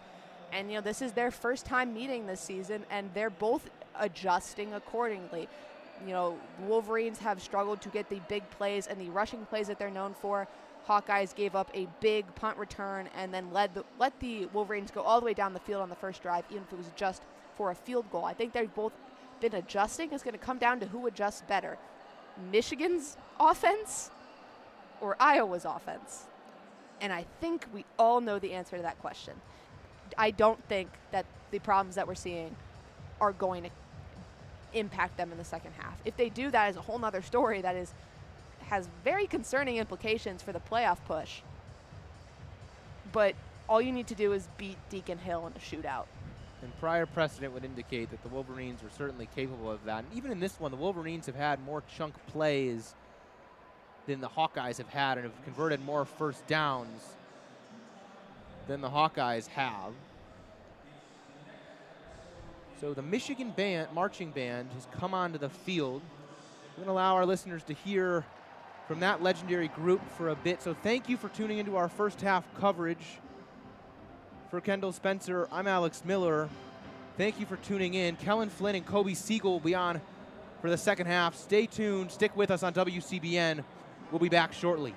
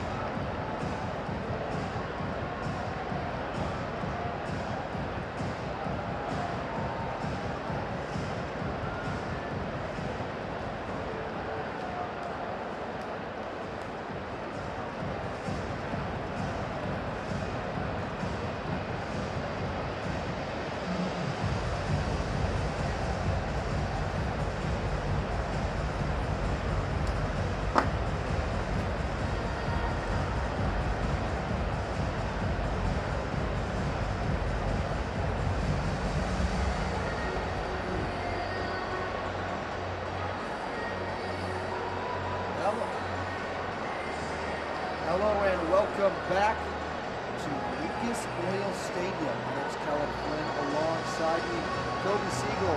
Coby, we've got a good one here in the Big Ten Championship game. 10-0 Michigan through one half of play. And Coby, the Wolverines have had an up and down half, so to speak. 10 points in the first quarter on a great punt return by Semaj Morgan that set up the Wolverines inside the 5, and ultimately Blake Corum punched that one in per usual. But the offense really stagnant in that second quarter. Talk about what you're looking to see from Michigan out of the half. Yeah, so, I mean, Michigan's offense has been stagnant, but give tons of credit to this Hawkeyes defense. And so, this Hawkeyes defense, their secondary, one of the best secondaries in the country. And Michigan's receivers just haven't really been able to get open downfield. They force you to dink and dunk. And what they're betting on is they're betting on one negative play will hurt you. And this Michigan offensive line has been giving up some pressure. Iowa already has 3 sacks. And so when you combine good coverage downfield, not many explosive plays, and the sacks, that's how you get a game with 10 points in the first half. J.J. McCarthy in the first half for Michigan, 13 of 18, 95 yards, no touchdowns, no picks. Blake Corum with the 1 rushing touchdown on 7 carries, only 15 yards from number 2 on the ground. Donovan Edwards had the long run at the end of the half. He had 3 carries for 25. Leading receiver for Michigan, Cornelius Johnson, 5 catches, 39 yards in the first half. For the Hawkeyes, Deacon Hill was 7 of 12 for 30 yards, no touchdowns, no picks. It was Le'Shawn Williams with 7 totes for 19 yards to lead the way on the ground. And Caleb Brown with 3 catches for 19 yards led Iowa. Michigan's going to get the ball to start the second half. Semaj Morgan and Jake Thaw back deep for the Wolverines. Kick is back, and that'll be a touchback. Michigan starting at the 25-yard line. And here we go, Coby. Michigan's been fantastic in third quarters all season long. And, of course, Jim Harbaugh and company looking for a spark from this offense to start off the half. Yeah, and the one game where Michigan did struggle in the third quarter was against Maryland. But, I mean, this Hawkeyes team is very different. I expect the Wolverines to come out firing here. A couple of injuries on that offensive line, but I believe Drake Nugent is back in there at center. McCarthy in the shotgun, got Corum to his right.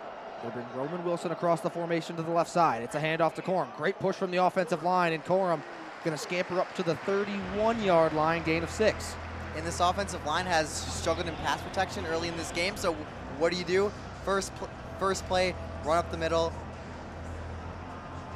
Get the offensive line moving forward. Brings up 2nd and 4 now for Michigan. 10-0 Wolverines. 14:35 to go in the third quarter. 2 receivers split out to the right. They bring Loveland to the left. Corum to the left of McCarthy in the shotgun. McCarthy claps his hands, drop back to pass. JJ pumps, flushed out to the right. JJ looking downfield, and he's got, who else? Cornelius Johnson for a short pickup. We'll see where they mark it. And they're going to move the chains. First down, Michigan. A really impressive catch from Cornelius Johnson. We've seen a few of those today. Both him and A.J. Barner were kind of in the same spot. Great job by Cornelius Johnson. That's his 7th catch of the day. It's been a big day for Cornelius Johnson. He's been J.J. McCarthy's safety blanket all evening. Alex Orji in at quarterback now. We saw this against Ohio State. It's a QB power. Orji up the middle, gets past the 40 to the 41. And we saw that twice against Ohio State, and here comes JJ. Just something to catch the defense off balance. Wonderful to see that later in the game. And against Michigan State early in the year, in the fourth quarter, we saw Michigan just pound the rock with Orji late in that game. And then obviously against the Buckeyes, Alex Orji ripped off a big run to set up a third quarter drive. McCarthy back in the game. 2nd and 5. They bring Corum in motion. It's a screen to Corum. Corum makes a couple of men miss, and picks up 4, and a flag is thrown. That's likely going to come back. I wonder if that's going to be on Roman Wilson for the hold. We await the call from our officiating crew. Holding offense number 1. 10-yard penalty enforced from the previous spot. Second down. And that's absolutely right, Coby. Roman Wilson caught tugging the jersey. And so that'll push Michigan back. 2nd and 15 now, ball in the 31. And that is one negative play that this Hawkeyes defense, that's what they try to force. 12:50 to go here, 10-0 Michigan. McCarthy, 2nd and 15 in the shotgun. Edwards, the lone back to his right. Receives the snap, drops back to pass. Pressure coming up the middle. Great throw over the middle to Colston Loveland in a tight window, and J.J. McCarthy picks up about 7 yards there. Will bring up 3rd and 8. These Michigan receivers have had a hard time getting open, but these tight ends, Loveland going one-on-one against Jay Higgins, that works right there. Big 3rd down. Here we go. 3rd and 9, the official marking there. JJ in the shotgun. Edwards to his right. 3 receivers to the left, 1 to the right. They bring Wilson in motion. JJ looking to throw. He's throwing to Roman Wilson, and he's got him for a 1st down. Up past midfield goes Roman Wilson, and Michigan is into Iowa territory. And we saw this early in the game. No Cooper DeJean for the Hawkeyes. Starting in his place, Deshaun Lee. They move Roman Wilson in motion. And if you're having a hard time getting open downfield, why not get your best receiver a head start? And it works. Fantastic pitch and catch there from 9-1. Ball on the Hawkeye 49. 11:35 to go here in the 3rd quarter. 10-0 Michigan. It's a reverse. End around. Cornelius Johnson looking for some space, nowhere to go. That'll be no gain. Cornelius Johnson had to fight to get back to the line of scrimmage. Yeah, and first time Michigan's gone to their bag of tricks here. I think Colston Loveland just got in Cornelius' way. Peyton O'Leary checks in at receiver. He's split out wide. Morris in the slot to the left. JJ in the shotgun. He'll check the play. Looks over to the sideline and will make an adjustment. Loveland. Cornelius Johnson to the right. JJ looking to pass. And that's thrown right in to the hands of Nick Jackson, and he just couldn't hold on. JJ McCarthy flat out missed there. That was a huge mistake from number 9. Yeah, and if you're Iowa, that is something you have to capitalize on if you're going to win this game. J.J. McCarthy, normally pretty good at taking care of the football, threw that straight into the hands of the linebacker, Nick Jackson. Couldn't hold on. Brings up 3rd and 10 for the Wolverines. 10:49 to go here in the 3rd quarter. Michigan up top, 10-0. 2 receivers to the left, and it's a bubble screen to Edwards. Edwards nowhere to go. He picks up 2 or 3. That'll bring up 4th down and long. Yeah, that bubble screen just did not work there. They put Edwards in motion, but the defensive backs of Iowa saw it all the way. They were playing press coverage, and there's no chance there for that to work. That'll bring on the punt unit for Michigan, Tommy Doman. 5 consecutive games now with a punt inside the 12-yard line. Doman to boot it away. That will be fair caught at the 5-yard line by Weegent. And so another good punt from Tommy Doman will pin Deacon Hill deep, as the Iowa offense will have to go 95 yards to score a touchdown. Yeah, and they are not an offense that is well suited to go 95 yards. This Iowa team loves to play the field position game, force turnovers. They do not rely on their offense to generate much, and this is going to be really hard for Iowa to get anything going here. Look for them to just kind of avoid complete disaster here. And we're going to keep you updated on some of these other conference championship games going on around the country. A big one that Michigan fans are keeping an eye on is the ACC Conference Championship game. Florida State and Louisville. Seminoles up 3-0 with about 9 minutes to go in the third quarter, but Louisville driving now into Florida State territory.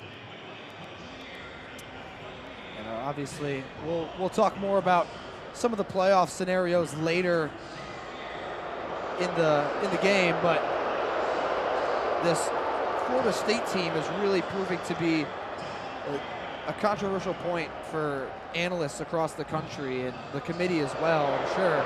Currently ranked at number 4, undefeated on the season, but without their starting quarterback, Jordan Travis, for the rest of the season. Louisville, the number 14 team in the country, trying to knock off number 4. And for Florida State, they're down to their 3rd-string quarterback for this game. It'll be really interesting to see how this pans out. Yeah, and they're locked in a similar defensive battle. 3-0. Their defense is really good. I think they're probably in with the win. I think we both agree with that. It'll be real interesting with the Alabama Crimson Tide knocking off number 1 Georgia in the 3:30 time slot in Atlanta for the SEC championship game. Jalen Milroe making his Heisman case. And the Texas Longhorns won the Big 12 championship game earlier today. They were the first team to play on Saturday, knocked off Oklahoma State by 4 scores, 49-21. And then going back to last night, Friday night, Washington, 9.5-point dogs to Oregon, came away with the win in the Pac-12 championship. Hawkeyes on the field. Deacon Hill under center, I form for Iowa. Backed up deep in their own territory. It's a handoff up the middle and a gain of about 2. And this Iowa defense does a lot of first and second down running, especially this deep in their territory. 3 yards on the carry. That was Caleb Johnson, the sophomore from Hamilton, Ohio, getting the tote. And that'll bring up 2nd and 7. 9:33 to go here in the third quarter. 10-0 Wolverines. Deacon Hill under center. They bring a receiver across the formation. It's play action. Deacon Hill, ball batted up in the air, and that just rattles harmlessly to the turf. Big chance there for Michigan to come away with a turnover deep in Iowa territory, and luckily for the Hawkeyes, the ball did not fall into the hands of Michigan. That's what the Hawkeyes were trying to avoid with that first on run, but this Michigan defensive line is wreaking havoc right now. And that was Mikey Sainristil who came off the edge on the DB blitz on Deacon Hill. Mason Graham in there as well. 3rd and 7 now for the Hawkeyes, backed up deep. Pass is under further review. And I believe Michigan was the team that fell on the football. So they're going to take a look to see if this was ruled. It was ruled an incompletion on the field, but they're going to take a look to see if Deacon Hill's arm was coming forward. Yeah, and on that play call by Brian Ferentz, they had 3 tight ends and they go play action. Just these receivers and tight ends just have a lot of hard time getting open. So try and do anything, but we'll see if they show us a replay on if that ball was moving forward. Live, it did look like a fumble, but we'll see. Again, on the field, it was ruled an incomplete pass, so you need to have irrefutable evidence to overturn that call on the field. And Coby, we're still waiting for a replay here in the stadium, but our officiating crew heading under the hood to check this one out. 10-0 Michigan here at Lucas Oil Stadium in Indianapolis. Michigan's 3rd consecutive trip to Indy. They won the past two, knocked off Iowa in 2021, big time, and then last year beat Purdue. Recovery by Michigan at the 12-yard line. Michigan football, first down and 10 at the 12.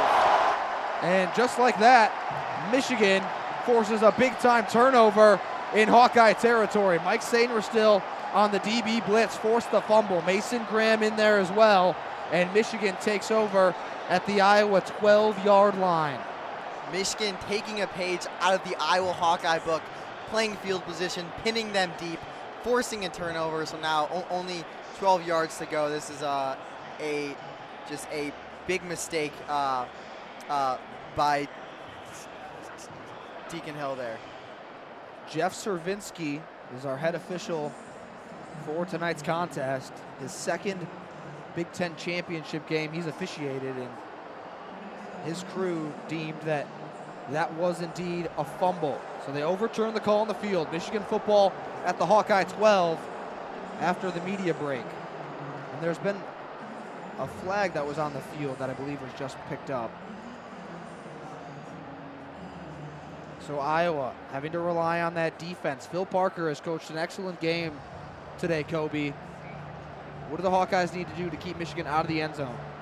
Well, their man coverage has been incredibly effective. I expect them to keep doing that on the goal line, but I think if you're Iowa, your main threat is the run in the red zone with Blake Corum.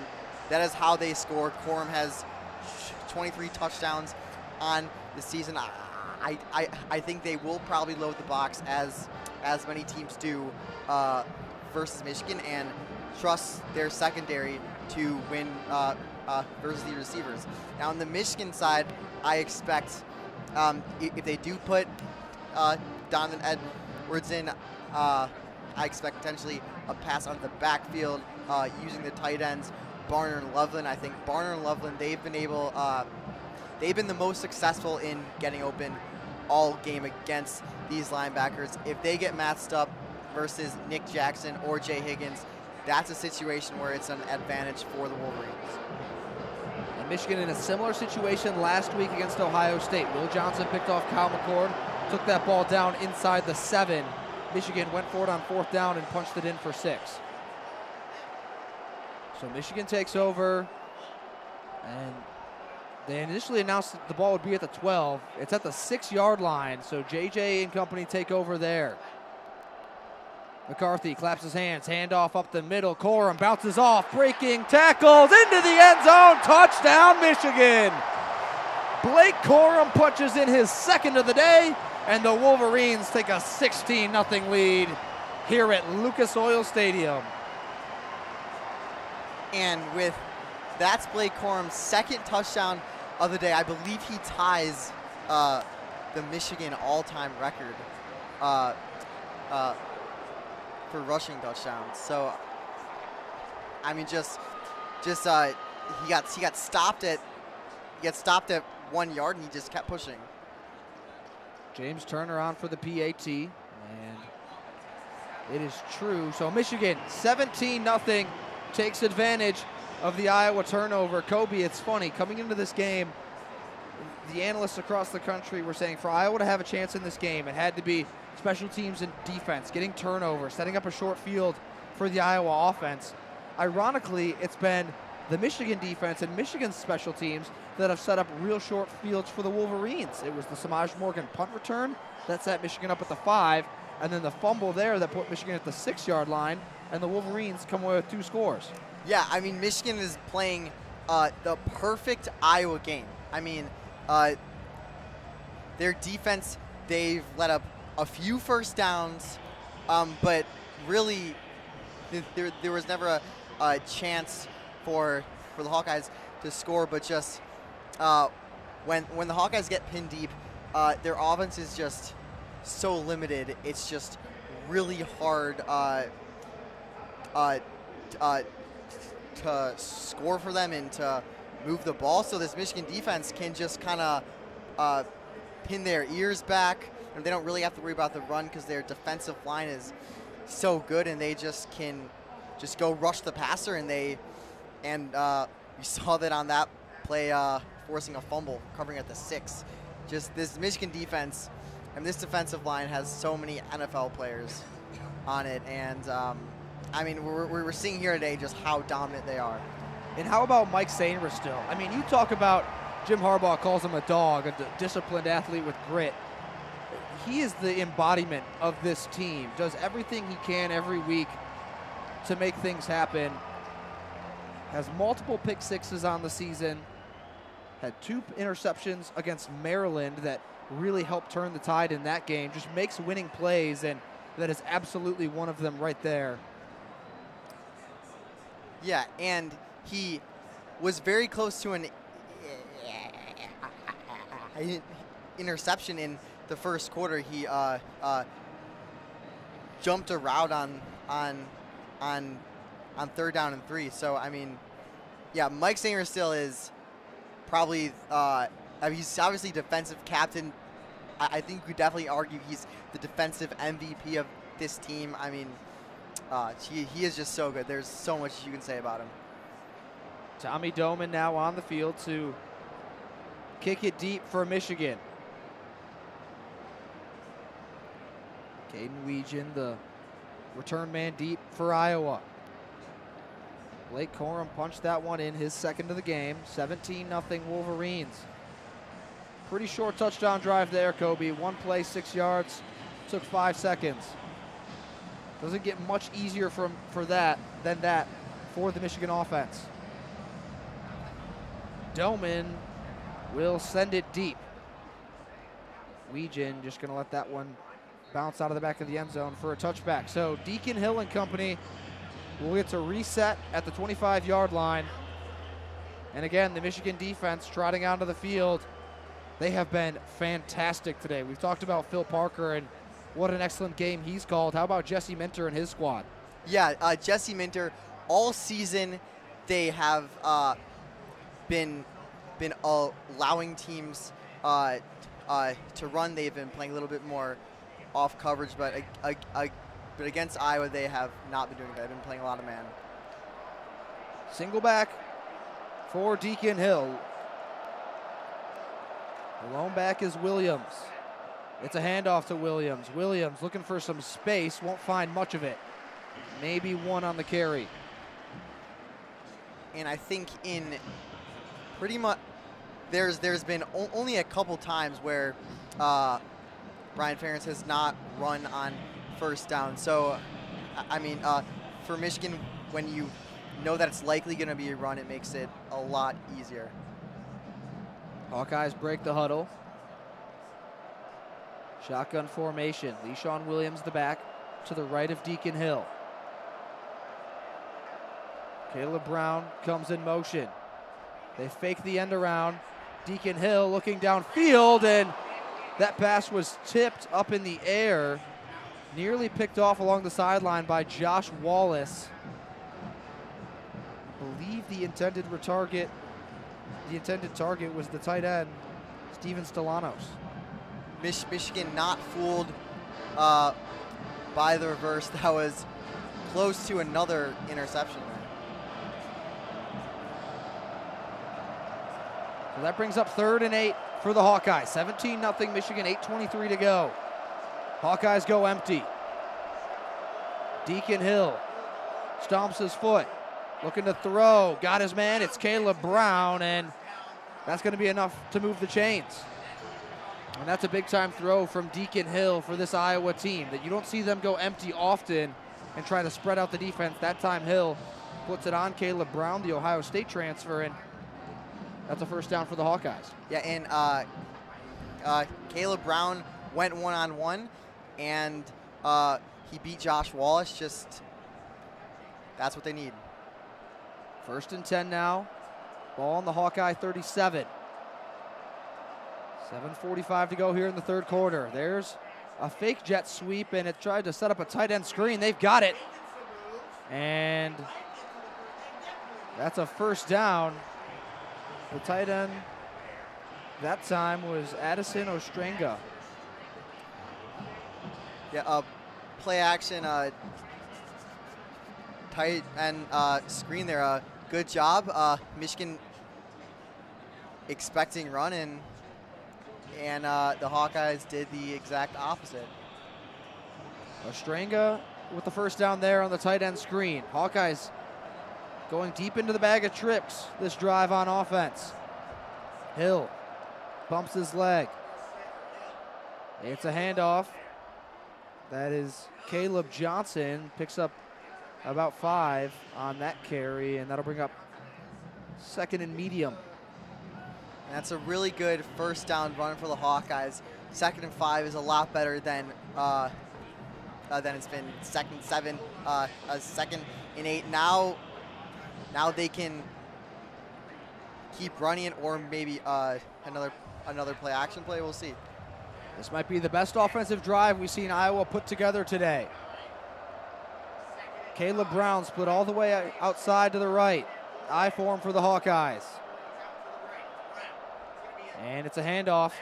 Looking for Johnson. Johnson, not much there. Maybe got 1. Bring up 3rd and 4. Big 3rd down now for Deacon Hill, Coby. Yeah. A stretch play to the left, and they go right at Chris Jenkins, who had both gaps covered there. Running right at Chris Jenkins, that usually is not going to go well for you.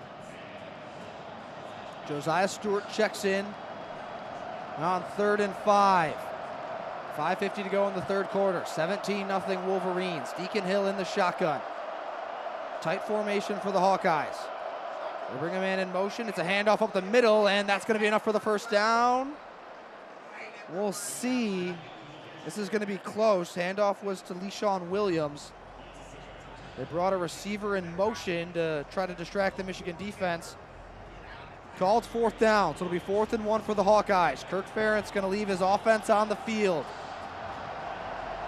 Ball on the Michigan 44.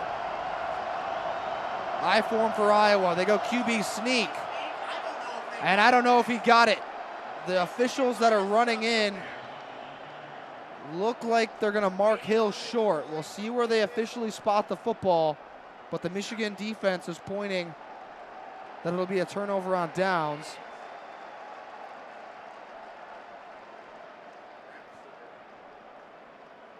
And still no official signal.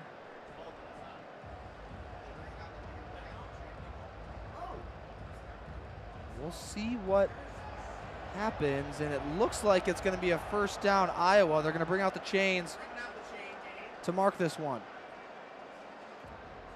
First look, it did not look like he got it, but let's see what the measuring sticks say.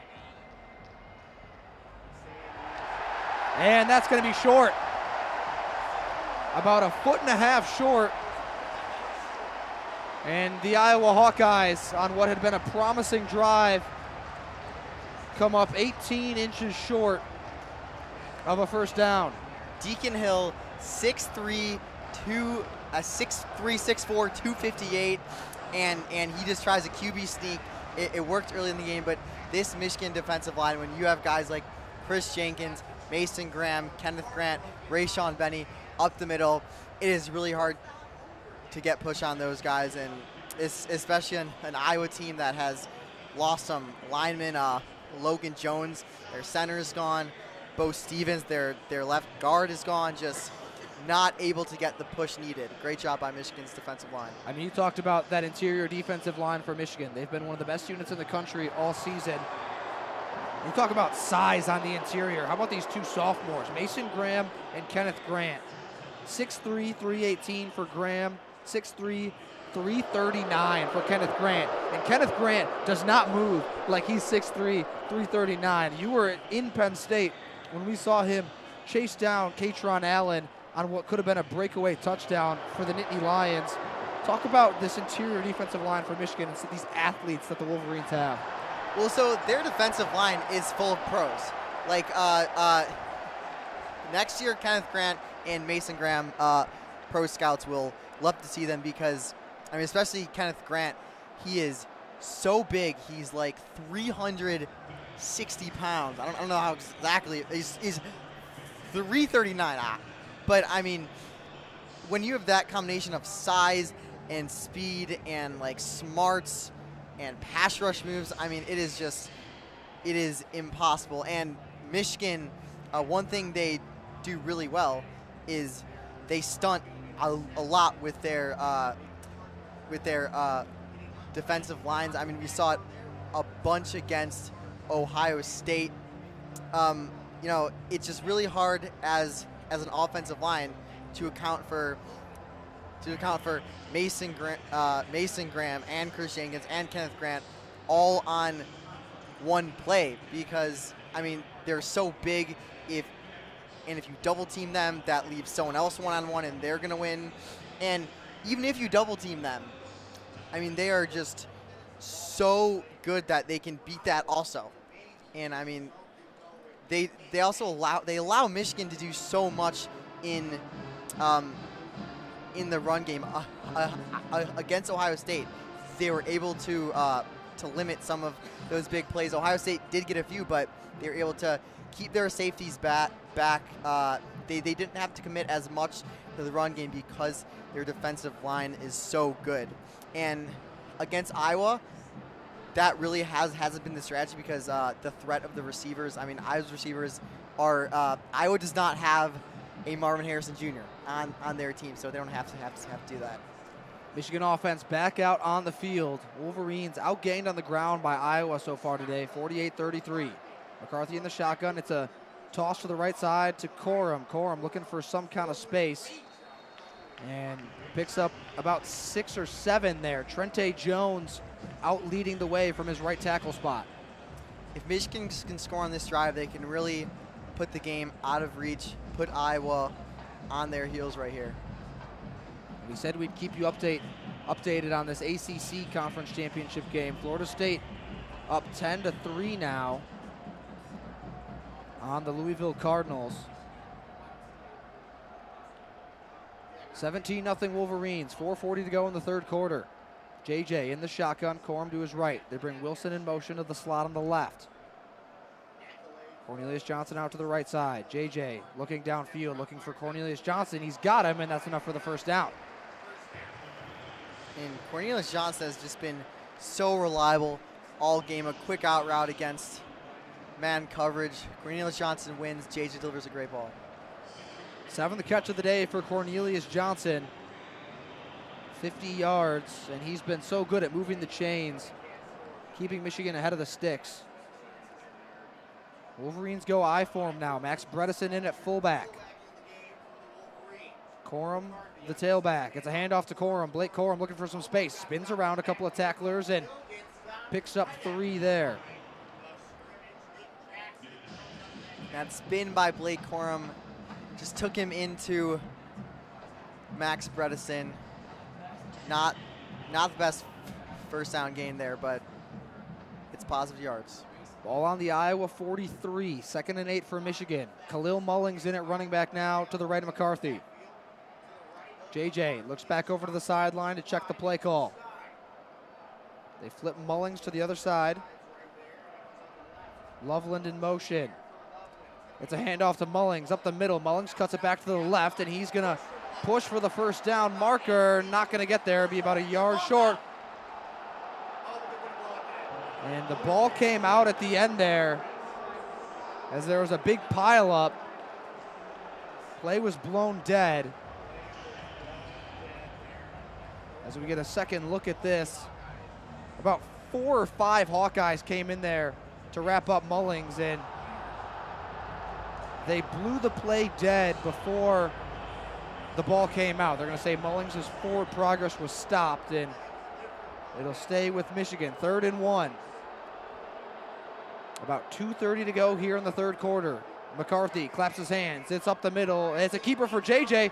JJ gets the edge and falls forward to about the 30. He had to make a real sharp cut up field to stay in bounds and slipped forward to about the 30-yard line. JJ run game is not something we've seen, but on that 3rd and 1, how many times have we just seen that dive play with Blake Corum? This time he pulls it and he's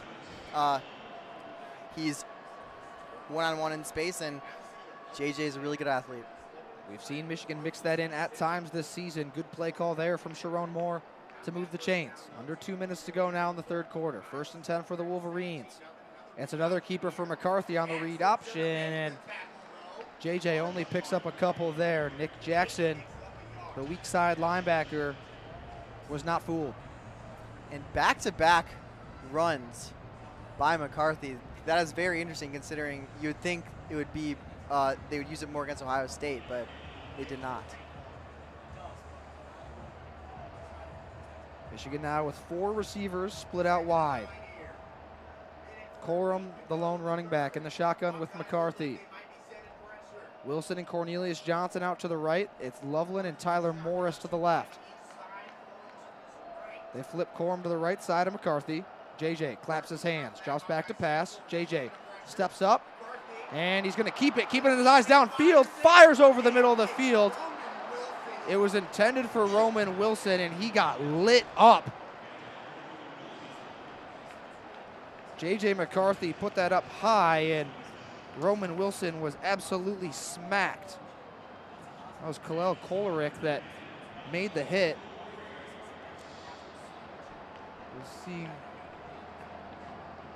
Scratch that. That was Sebastian Castro and Jamari Harris that came in to make that hit as a tandem. 3rd and 9 for Michigan. It's a handoff. Donovan Edwards up the middle, and he's going to be well short of the first down marker. Gain of about 3. So Michigan will send out the field goal unit. James Turner on to kick for Michigan. 1 for 1 on the day. He's been great this season. Had a couple of big field goals against Ohio State, including a 50-yarder.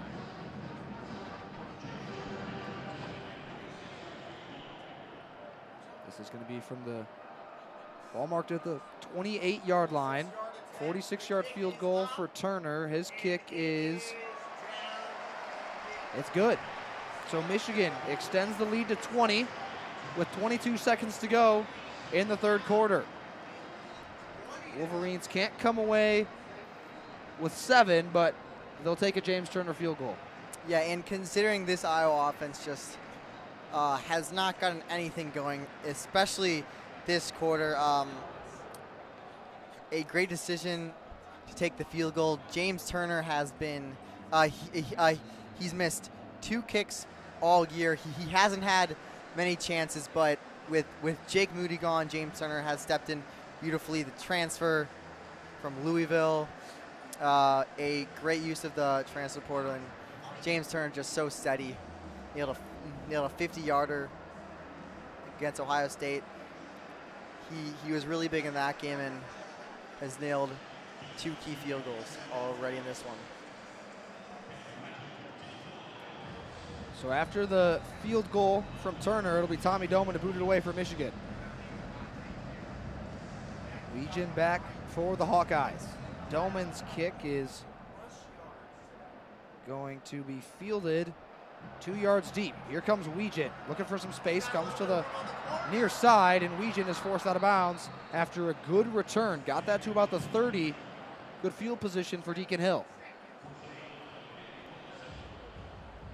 And that was very close to being a disaster. A great job by Caden Colasar to force him out on the edge. Colasar has been really key in special teams for the Wolverines his entire career. Special teams ace for Michigan. Hawkeyes going to go empty again on 1st and 10 from the 28. 17 seconds to go here in the 3rd quarter. Deacon Hill. And that pass was set up to be a screen, but Jalen Harrell read it all the way, got out to knock it down. Yeah, and Iowa has used quite a lot of this game. It's a pass all the way. There's not a threat that Deacon Hill's going to run. Just a great read by Jalen Harrell. 13 seconds to go in the quarter. Hawkeyes go single back. Deacon Hill under center. 2 receivers to the right, 1 to the left. Play action pass, and there's another tight end screen to Ostrenga, and only a couple there. That'll close out the quarter. Will be 3rd and long for Iowa when we come back for the fourth quarter of play. Michigan 20, Hawkeyes 0. 3/4 of the way through the Big Ten Championship. Michigan looking for their 3rd straight conference title and looking to punch their ticket to the college football playoff. And Coby, speaking of the college football playoff, let's take a look at our projected bracket here at WCBN Sports with what we've seen go on earlier today and on Friday. So right now we have Michigan projected as the #1 seed, and with a 20-0 lead over Iowa, that looks like that will hold so far. Washington has maybe some kind of argument to jump and take that #1 seed, but Michigan has been ranked ahead of them all season long, and the Wolverines taking care of business so far here in Indianapolis. Then you have Washington slated in at #2.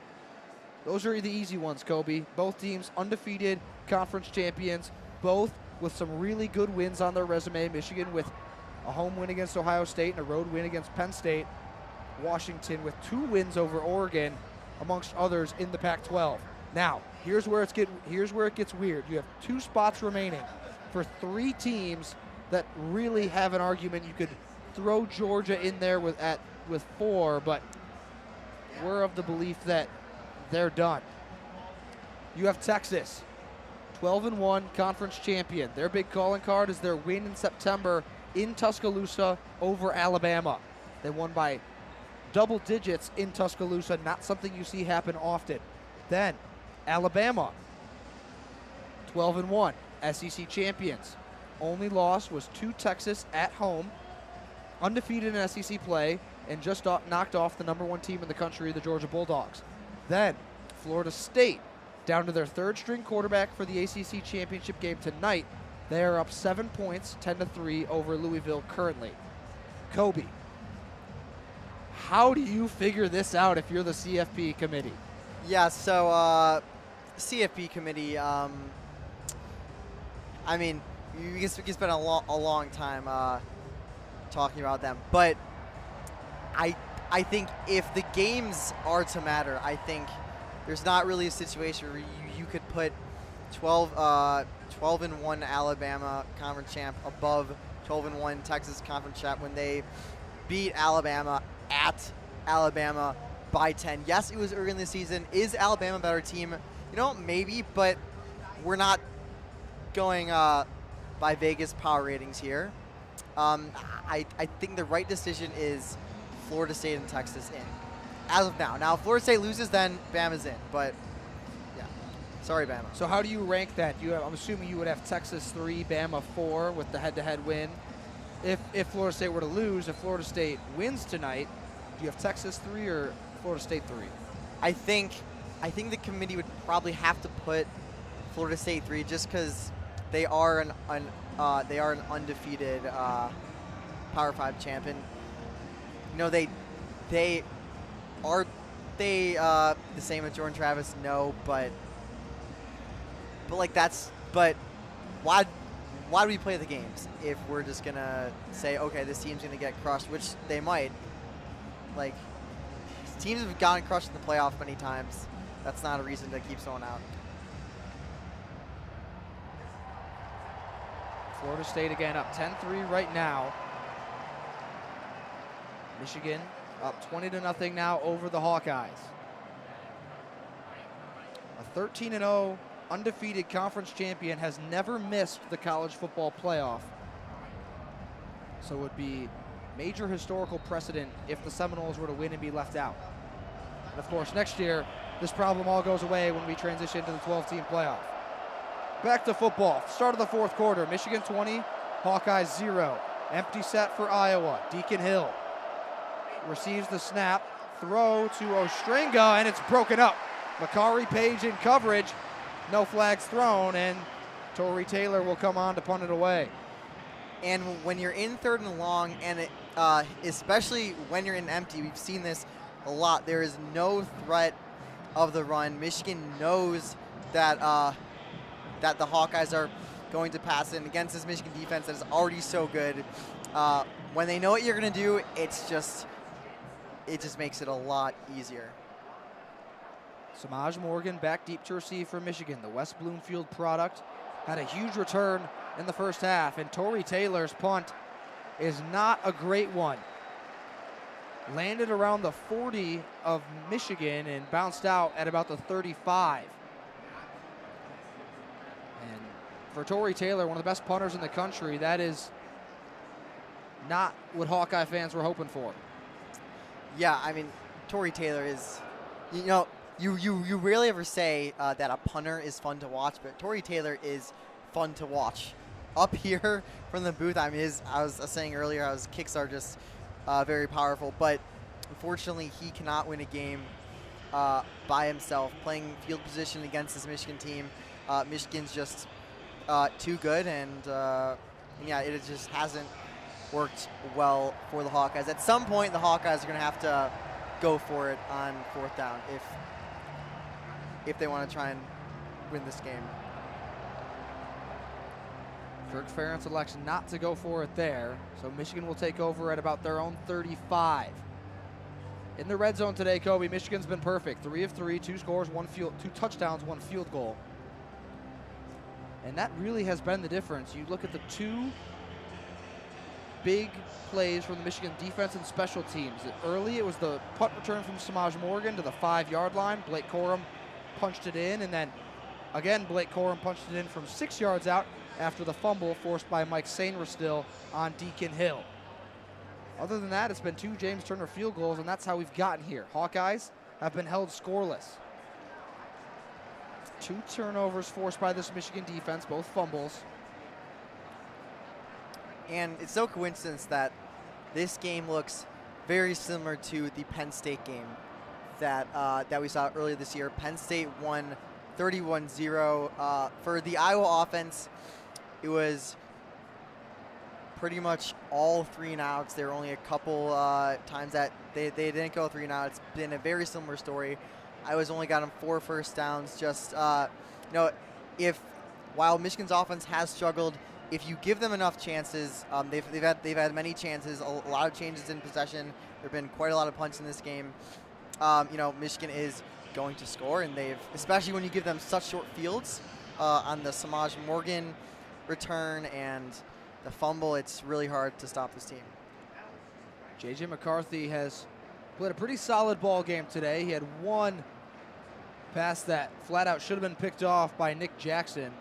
Other than that, McCarthy has done a good job of keeping the ball out of harm's way. Ball is at the 35-yard line, and that's where J.J. will take over for Michigan. Donovan Edwards in the game at running back. He's to the left of McCarthy. 2 receivers to the right, 1 to the left. J.J. claps his hands, receives the snap. Drops back to pass. It's a bootleg to the right. Pressure coming. J.J. fires. Cornelius Johnson. About a 4-yard gain there for Mr. Consistent, Cornelius Johnson. Yeah, and the Hawkeyes are perfectly fine with that 5-yard gain. They're playing off coverage, just trying not to allow the big play, and it's worked very well so far. In Iowa, 14-20 now to go in the 4th quarter, down 20. You've got to make a play here soon. Peyton O'Leary motioned across the formation. JJ claps his hands. It's a handoff. Blake Corum looking for something, finds a couple. Sebastian Castro, in that cash position for Phil Parker, made the hit. Yeah, that cast position, part linebacker, part defensive back. He can blitz. He can grade a man coverage, grade zone coverage.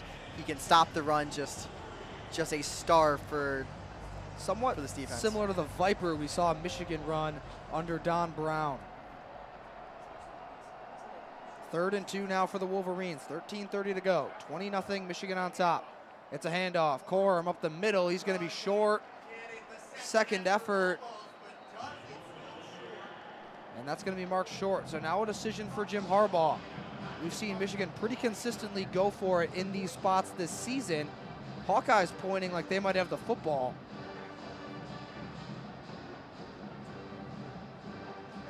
As we await the call. They clear out the pile, and it'll be marked short, so 4th down for Michigan. And on 4th and 1, Jim Harbaugh going to play the field position game with Tommy Doman. Yeah, for Michigan, I mean, Michigan's best offense has been its defense so far. So pin them deep, see what your defense can do. And a timeout is now called.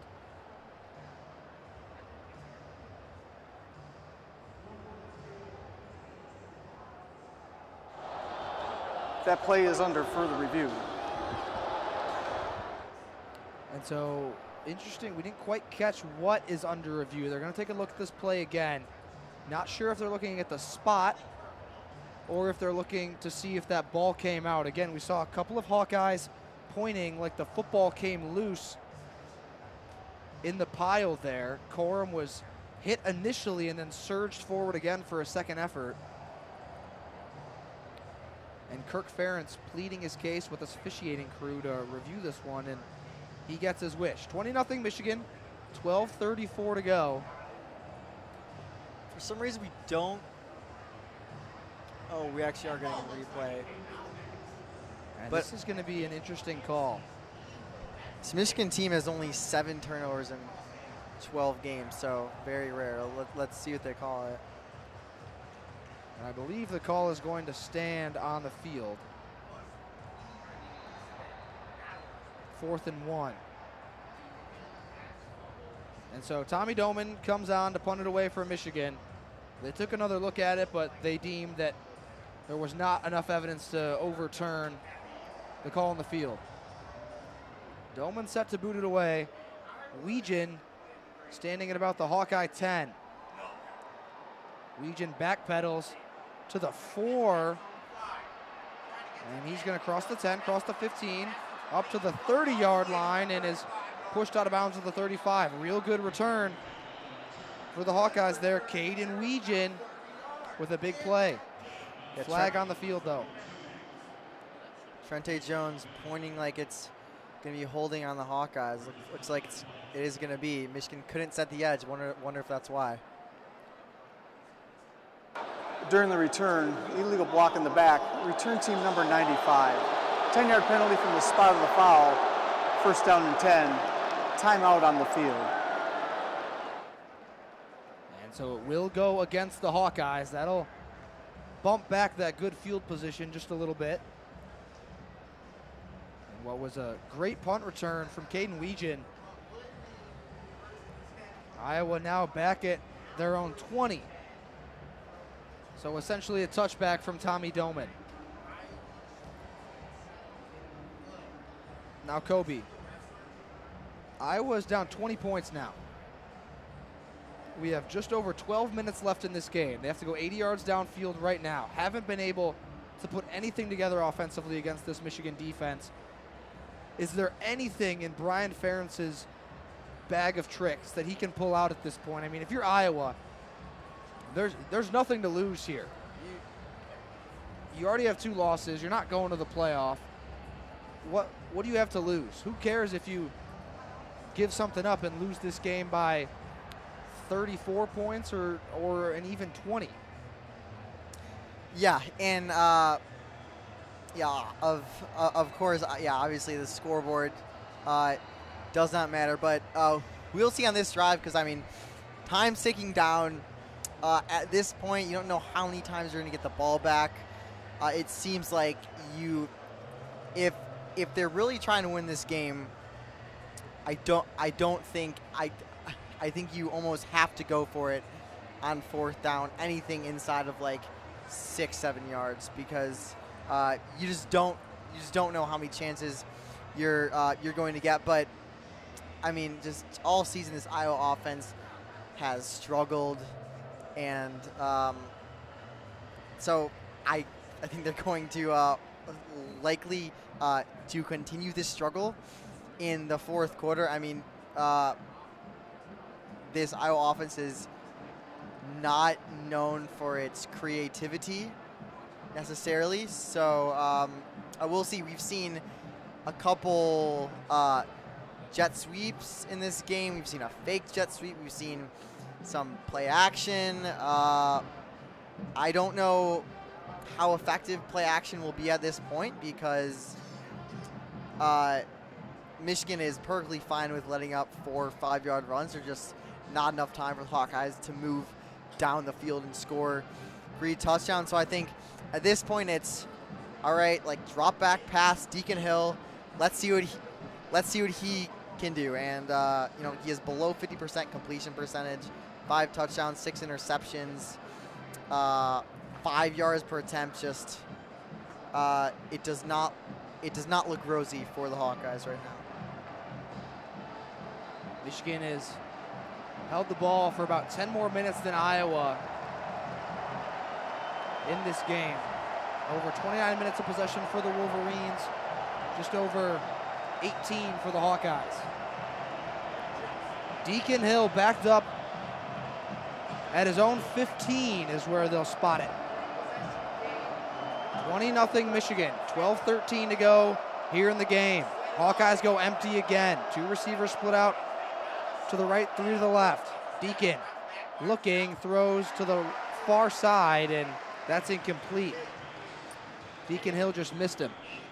Yeah, just not really a chance for Nico Ragaini to corral that in. And they're going empty, no for the run. If he's not going to be able to hit those throws, it's going to be very tough. I didn't get.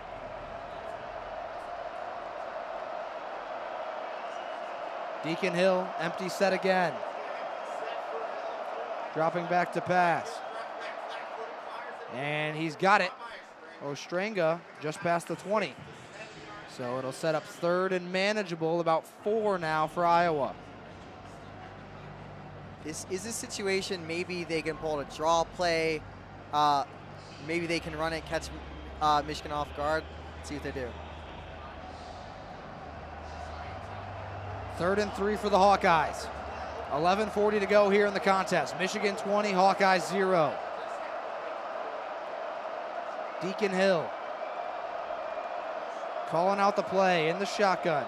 Hill drops back the pass, pressure coming over the middle. Ostrenga, and he holds on to that one. Tight coverage over the middle of the field from Quentin Johnson, but strong hands from the tight end. I mean, that was tight coverage, but a better pitch and catch. Hawkeye's gonna go quick here. Shotgun again for Iowa. Williams to the left of Hill, dropping back to throw. Pressure coming. Braden McGregor knocked the ball out, and it's recovered by Michigan. Braden McGregor came screaming off the edge, and the Wolverines have it back deep in Iowa territory. Mason Graham slow to get up there for Michigan. Gonna saunter off the field on his own power. Looks like he's okay, just a little bit slow to get up. And you know the Hawkeyes have to pass. The pass rushers can pin their ears back and attack. Just great job by Braden McGregor to get off the edge, attack the hand of Deacon Hill, and Kenneth Grant, the big man, falls on top of it with all 340 pounds. The Michigan pass rush off the edge had been talked about all season as a potential weakness, and there's not many on this defense. And that time, Braden McGregor, the Port Huron native, gets around and knocked the ball out. 3rd fumble of the day for Iowa. JJ has it. Ball at the Iowa 15. JJ back to throw. Steps up. JJ going to be thrown down to the turf, and he is sacked. J.J. McCarthy was just slung into the ground. Wyatt Black, I believe, was the one that just flung him into the turf. I've seen roughing the passer be called for less. So Michigan backed up 8 yards there. 2nd and 18 now from the Iowa 23.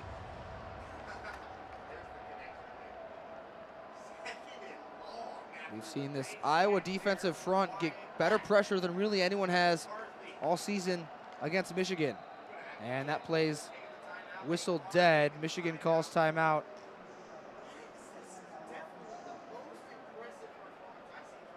10:07 to go in the fourth as Michigan stops the clock. 2nd and 18, ball on the Hawkeye 23 as we take a break here, Coby. Michigan 23 yards away from, I think we could pretty confidently say, officially putting this one out of reach. Yeah, but credit this Hawkeyes defense. They keep coming. Their pass rush really hasn't. I mean, if there is one weak point on this Iowa defense, it's their pass rush, and we've seen them really beat this Michigan offensive lineman without blitzing. So now here come the Wolverines. Roman Wilson across the formation to the left side. Corum to the right of JJ, 2 receivers to the right. It's a handoff to Corum. Corum bouncing it to the right, looking for some space, and brought down past the 20 to the 18-yard line. Picks up 5 on the carry. Bring up 3rd and 13. First down marker at the 5-yard line. And so this does kind of remind me of the Penn State game when Michigan's lineman was getting beat off pass rush, where they were just content to run the ball. Michigan going to go empty now. They'll motion Corum back in to the left of JJ. Johnson in motion. Bunch set now to the left. JJ drops back the pass. Good protection. Throws a strike, and it's incomplete. Looking for A.J. Barner. And Michigan now going to have to settle for 3. Quinn Schulte, the 5th-year safety. These Iowa safeties are so good. Just knocks the ball out of the hands of Barner, and just JJ had time in that one, delivered a strike. Just great play by the defense. A little bit behind Barner, and he couldn't hold on to it. James Turner now on for the field goal. Kick is up, and it is good. Good kick from Turner from 35 yards out, and Michigan makes it a 4-score game now. 23-0, Wolverines on top, 9:14 to go here in the contest. Big Ten championship football. Michigan looking for their 3rd straight and 45th overall in the Big Ten. And of course, Coby, you are tuned in to WCBN Sports, the official student voice of Michigan athletics. My name is Kelin Flynn, alongside me, Coby Segal. Alex Miller and Kendall Spencer were on the first half, and it's been a treat for WCBN Sports to get to come down to Indy now for 3 straight seasons. This is Kendall and I's 2nd trip down here. You and Alex making your way down to Lucas Oil for the Big Ten championship for the first time. And for anyone that's never been to Lucas Oil Stadium before, I cannot describe how large of a building this is. I mean, Coby, when you're driving into the city, you see it like it's on the skyline. Yeah, it's like a skyscraper. It's one of the tallest stadiums I've ever seen. I mean, it is really impressive stadium. It is home of the Indianapolis Colts, of course, and I mean, yeah, this is an NFL stadium, definitely.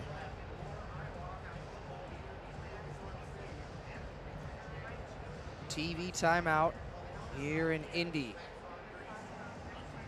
Michigan up 23-0 over Iowa, Coby. We've talked about some of these playoff scenarios, and we'll continue to update you folks at home about what's been going on around the country, especially as it pertains to importance for Michigan, whether you're tuning into WCBN from your own couch, maybe at a holiday Christmas party, maybe at a bar or restaurant, maybe you're in the car trying to find the game. We've got your coverage for you.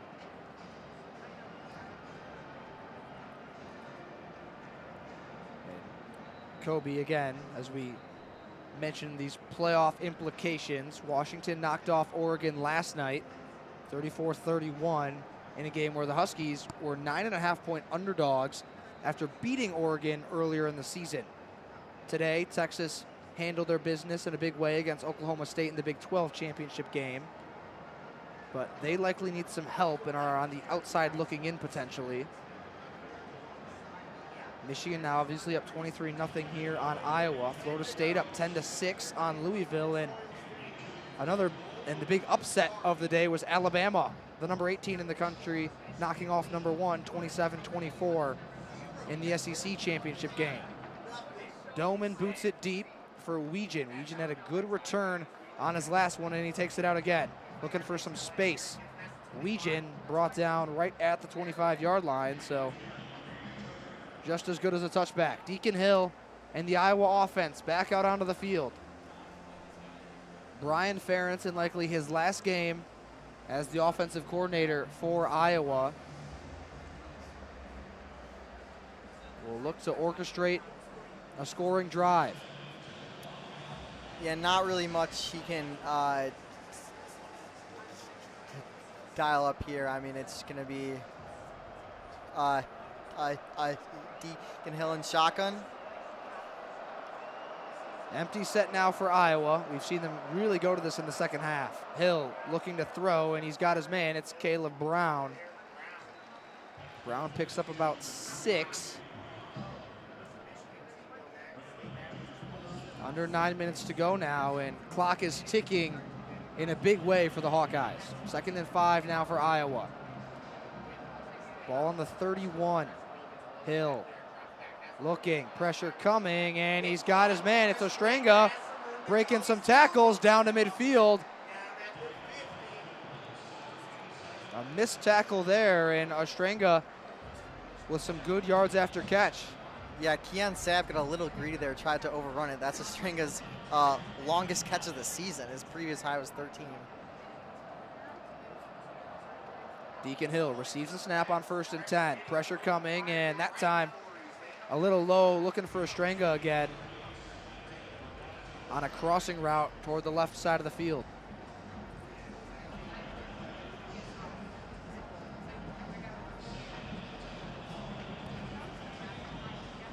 Now, 2nd and 10, Iowa's a chance to get across the 50 on their own accord for the first time. 2nd and 10 for the Hawkeyes. 8:15 to go here in the Big Ten championship game. Hill in the shotgun. Pumps his leg, receives the snap. Hill looking downfield, good protection. Throws over the middle, and it is incomplete. Yeah, just a little low in. It was Deontay Vines, I believe, the intended target. The 6-foot junior throws a little low, and Vines had to slide in to try to make the catch. Ruled incomplete, brings up 3rd and 10. Yeah, I mean, that was a little low and behind, but you'd like to see your receiver grab that for you. 3rd and 10 for Iowa from midfield. 8:09 to go here in the contest. Hill, shotgun, drops back to pass. Pressure coming. It's caught. Going to be well short of the first down marker, though. That was Ragaini who made the catch.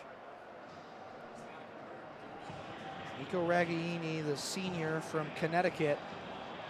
And obviously, Kirk Ferentz leaving his offense on the field on 4th and 5. Empty set for the Hawks. 3 receivers split out to the left in a bunch formation, 2 to the right. It's Brown and the tight end Ostrenga on the right side. And we've got a timeout for Michigan. A reminder that up in the booth, we have 4 votes for the MVP of the Big Ten Championship. So make sure to let us know your thoughts. Drop it in the comments of the YouTube stream who your vote would be for the Big Ten Championship MVP. Coby, anyone you want to note? I mean, I wish I could give it to the entire defense. I mean, I could go Jalen Harrell, Mike Sainer still. I mean, I might just vote for Mike Sainer still just because he's been so key for this team this entire year. Almost had an interception, forced a fumble. But you could certainly do this in this entire defense. Blake Corum has both touchdowns in the game, but his 13 carries have been relatively inefficient. Only 38 yards rushing for number 2. Michigan under 200 yards of total offense. Their lowest of the season so far. A big credit to this Hawkeye defense. Yeah, Both of Michigan's touchdowns have come off of turnovers, Coby, and even on another turnover deep in Hawkeye territory, they forced a field goal. Yeah, I mean, this Hawkeye defense has just done such a good job. Phil Parker up for the Broyles Award along with Sharon Moore, Michigan's offensive coordinator. This is his 12th year as defensive coordinator. He is a star defensive coordinator in college football, and I mean he's just put together a masterful game plan, and I think one of the biggest credit has to go to the pass rush of Iowa. They did not have to blitz to get pressure on J.J. McCarthy. McCarthy really hasn't had much time.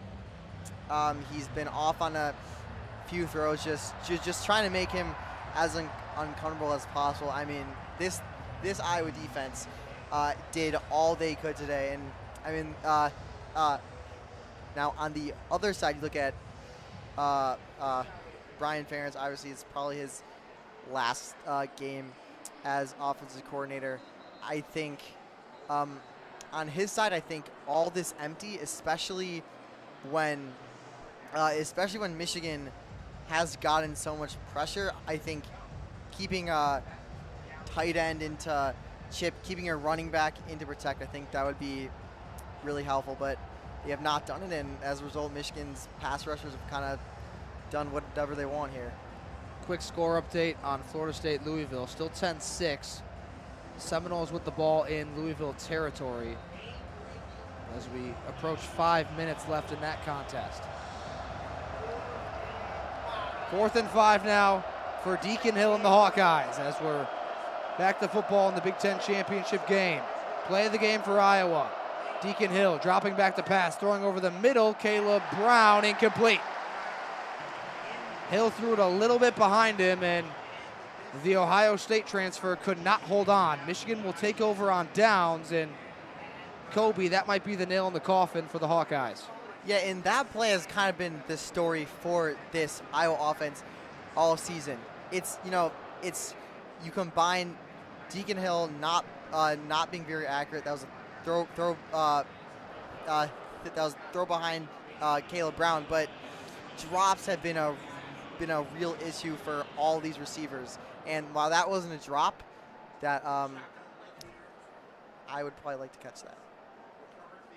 JJ receives a snap. It's a bootleg to the right, and he's going to throw it to Cornelius Johnson, who's right at the first down marker. Boy, Coby, has Cornelius Johnson been good or what today?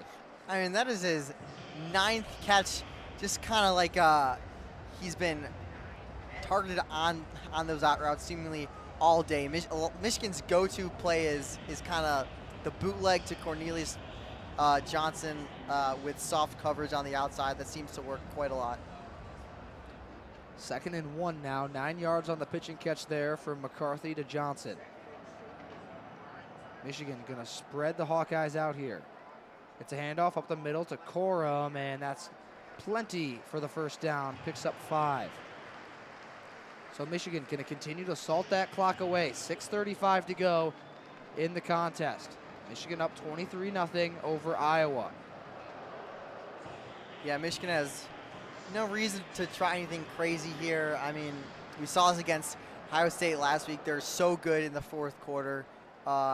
Their running game always seems to pick up in the 4th quarter, and see if it's the same here. JJ going to go empty now and bring Edwards in, make that Corum as the tailback. 3 receivers to the left. It's a toss to Blake. Blake Corum trying to make a man miss and just gets back to the sticks. That was a great play by Ethan Herkett, unblocked on the outside, one-on-one with Blake Corum, and he tackles him on the open field, which not many people can do. Good tackle in space as we have an injured Hawkeye heading off the field. That's Kyle Fisher, one of the players in that cash position. In Fisher, he's their third linebacker. Nick Jackson, Jay Higgins play mostly all the snaps, but he comes in when they need a third linebacker. Play more of a 4-3. 2nd and 10 for the Wolverines. Clock ticking inside of 5:30. JJ in the shotgun. Corum to his right. They bring Bredesen in motion as a blocker.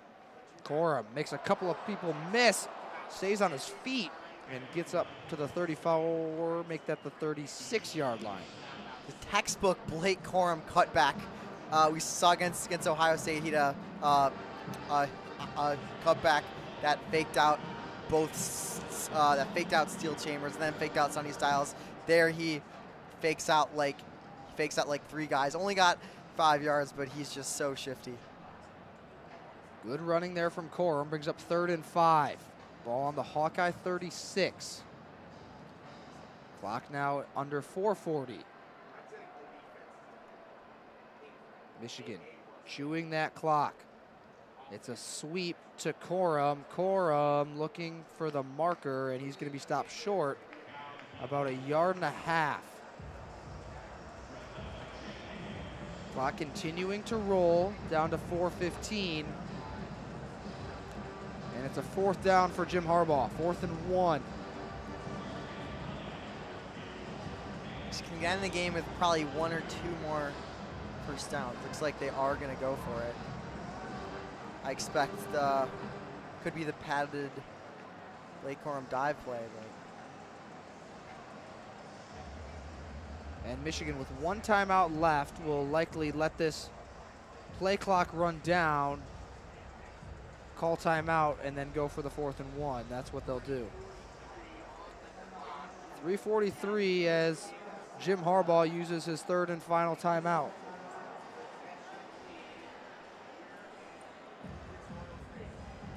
So Coby, 4th and 1, you mentioned it, that patented Blake Corum dive play. I mean, if it's not broke, don't fix it. Yeah, and we've seen a few variations off it.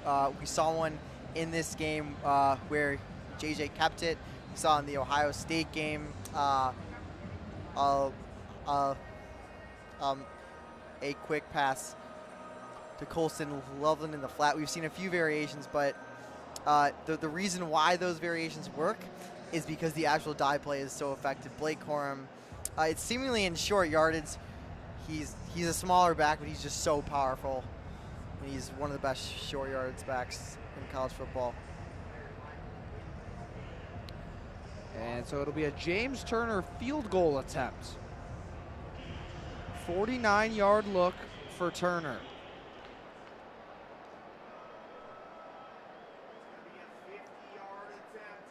His career longest 50, made a 50-yarder against the Buckeyes last week. Turner's kick is good. James Turner puts another one through for Michigan, as he has had a day, Coby. James Turner given 4 made field goals. I mean, you know, I was saying Mike Sanders over MVP. I mean, James Turner is having a day. I mean, he has been really in the last few weeks. James Turner has really had more chances than he's had all season. He's came through. Harbaugh loves it. Got a great mustache too. He does. And coming into the season, obviously Michigan lost a number of talented players to the NFL, but Jake Moody was one of those losses that really concerned a lot of Michigan fans. Is what's going to happen at kicker? Jake Moody, Money Moody as he was nicknamed, was quite literally that. Anytime you trotted him out there to make a kick, you thought it was going through, and that's pretty much what happened every time. And James Turner, despite missing a couple of kicks in the non-conference slate early for Michigan, has really been solid down the stretch. Him and Tommy Doman have really emerged late in the season. Jay Harbaugh doing a great job with that special teams unit. Doman to kick it off, and that will be fielded by Weegin a couple of yards deep. Thought about it and then took a knee. I think, surprisingly, going into this game, we thought, the special teams is the specialty of the Hawkeyes. They're the best punt in the nation, but really, Michigan has won the special teams battle. I mean, that Samaj Morgan return, Tommy Doman's pinned him inside the 10 a couple times. Torrey Taylor's had a few miscues punting. So, I mean, Michigan special teams have really emerged here. Deacon Hill, ball on the 25-yard line in the shotgun. Dropping back to throw. Hill, they set up a screen to Johnson. Johnson with space, and he's forced out of bounds shy of the 35. Caleb Johnson with a good pickup there on the halfback screen. Make it 2nd and 2. Clock still running. 3:20 now to go and counting.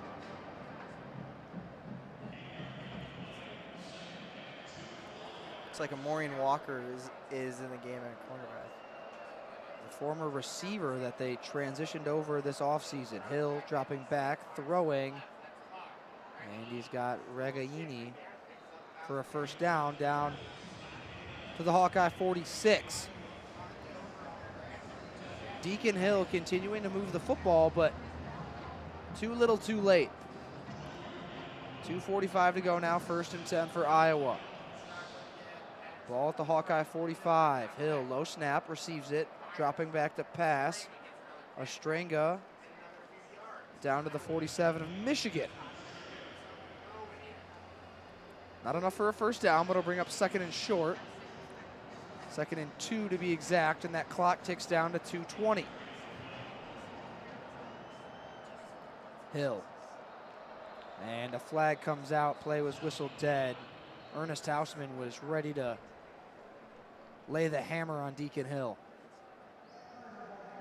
False start. Offense number 56. 5-yard penalty. 2nd down. So a false start on the Hawkeyes. That was Nick DeJong, who's slotted in at right guard right now.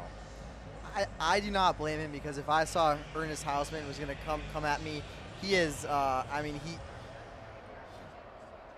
he can run with the best of them.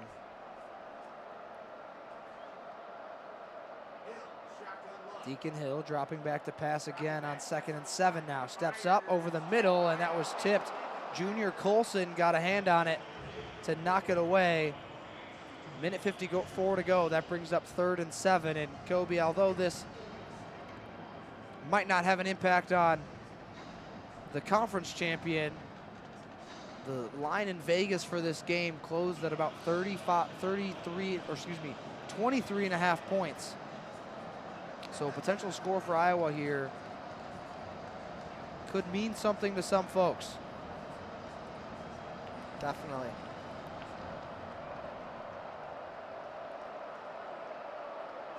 Hill, 3rd and 7, ball on his own 48, and Kirk Ferentz will take a timeout. First of the half for the Hawkeyes, and we'll get another break. And this Michigan team, I think they definitely want to hold the Hawkeyes 2-0 points. But I think it's definitely good that we've seen guys like Keon Sabb and Amoran Walker get some snaps here. Keon Sabb did not play a snap against Ohio State, but with maybe Makari Page in Rod Moore, going to be gone next year. Mike Sainer still gone. Josh Wallace gone. You know, you need guys to get these kind of snaps in big games. And Sab filling in for some injuries in that back end early in the season, got some run and played well.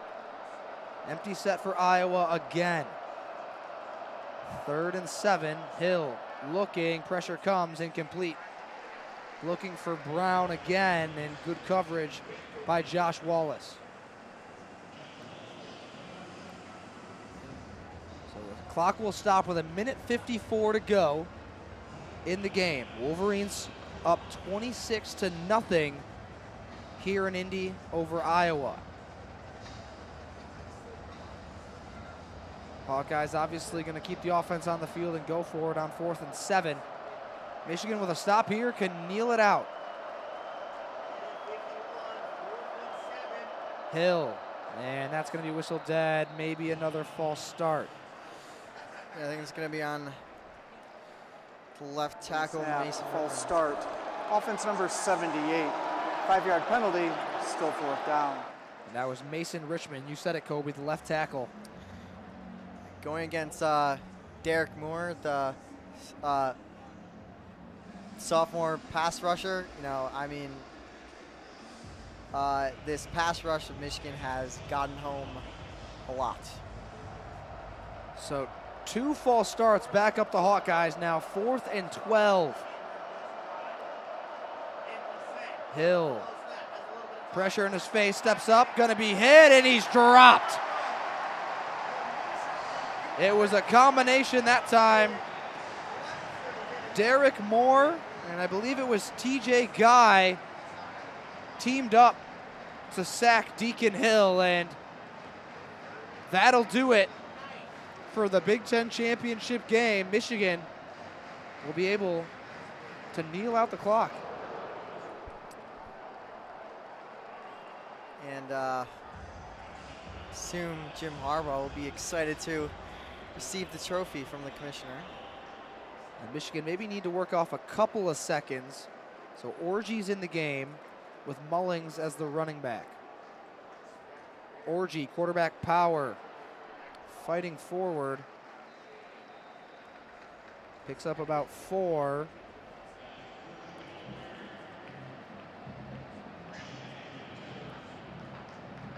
Clock continues to run inside of 1:30, 2nd and 6 now.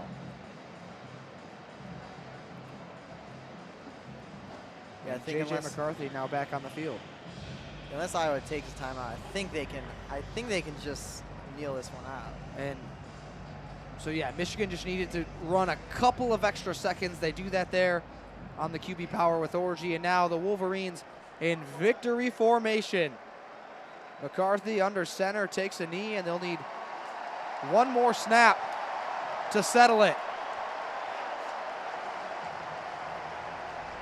And Coby, these fans can taste it for the 3rd year in a row. Michigan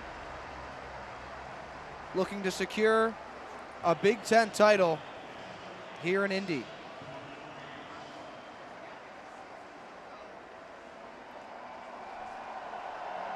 McCarthy hyping up the crowd.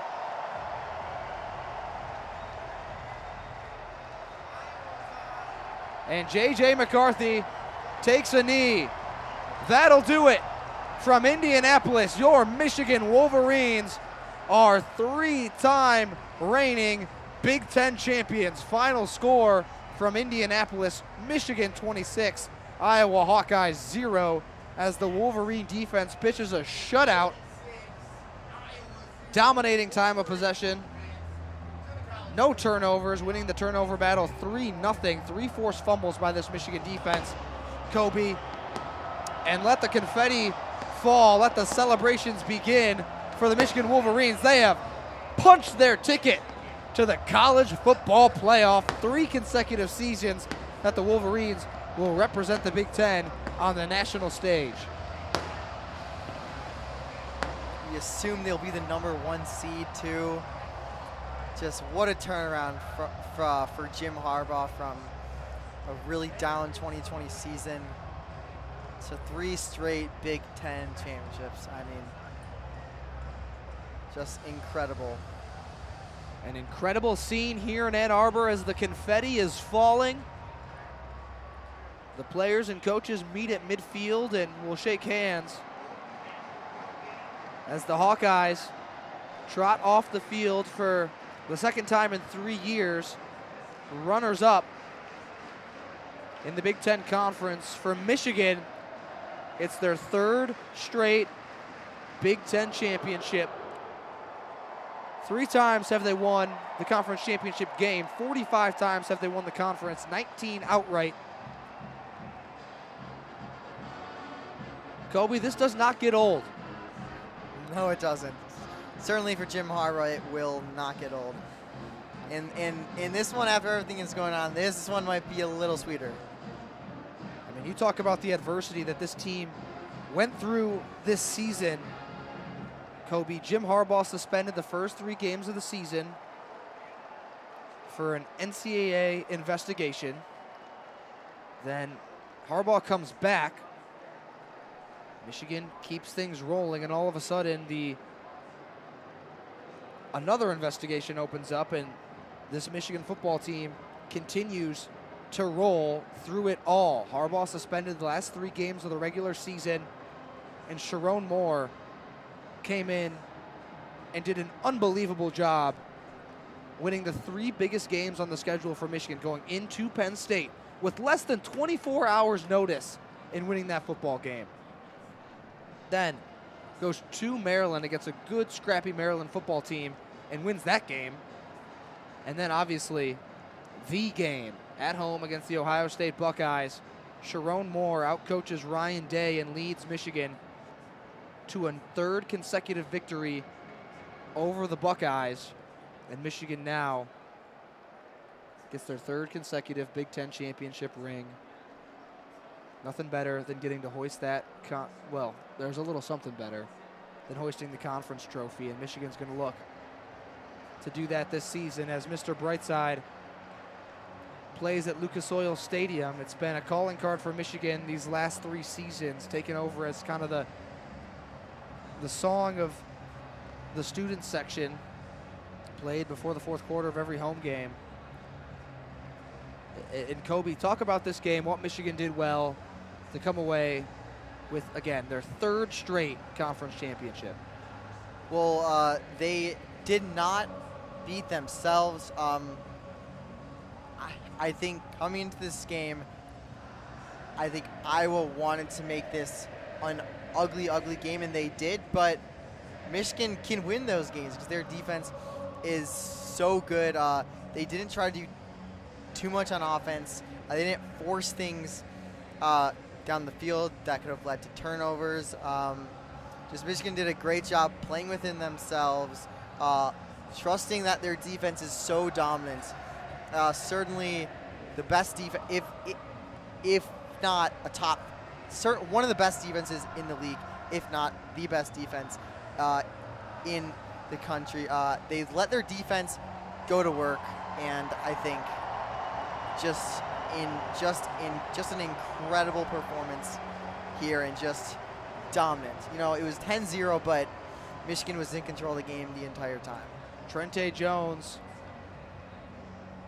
like at Ohio State, waving that flag around, the big Michigan flag at midfield. Folks, this is something special. Soak this in, Michigan fans. I talked about it after Ohio State. This does not happen often. This is a golden age of Michigan football right here. These last 3 years, these last 3 teams, teams 142, 143, and now 144, have done truly special things. 3 consecutive victories over Ohio State. Back-to-back undefeated regular seasons, capped off by a Big Ten championship. And their 3rd consecutive trip to the college football playoff, potentially this year as the #1 seed, as the Florida State-Louisville game is about to go final. Florida State 16, Louisville 6. The Seminoles hold on to win the ACC and complete an undefeated season. So, Coby, we'll talk about Michigan some more, but it's chaos now for the College Football Playoff Committee. But for the Michigan Wolverines, they're not worried about any of that. Nope. They are comfortably in the playoff and can sit back and enjoy this. Yeah, they played everybody on their schedule, and they beat everyone on their schedule.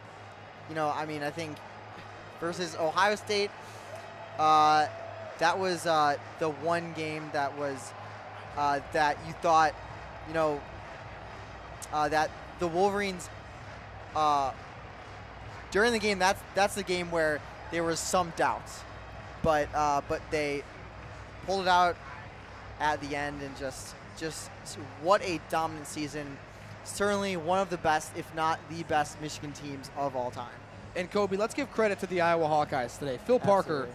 especially on that defensive side of the football, coached an excellent football game. Held Michigan to 4 field goals, and both of the touchdowns Michigan scored were when they took over on offense inside of the 10, on the 5 and the 6. You can't coach a much better defensive game than that.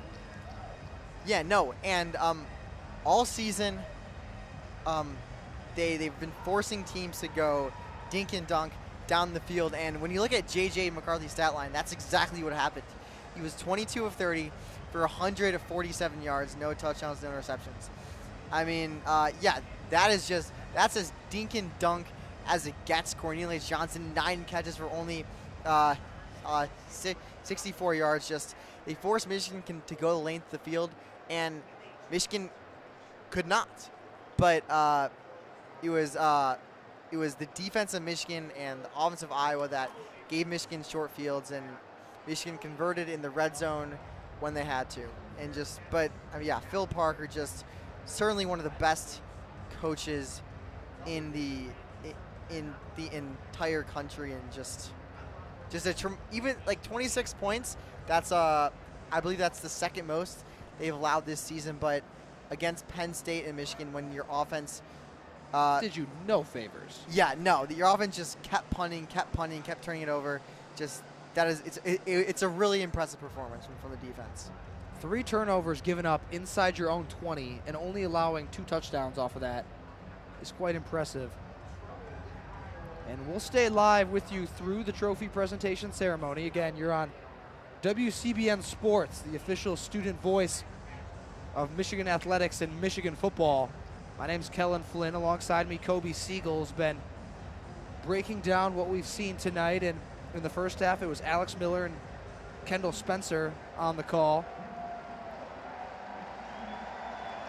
Coby, it's just fun to be up here. I mean, this is, as a college football fan, a fan of the sport, this is what you hope for. These kind of opportunities to see your team in big moments and to see them excel.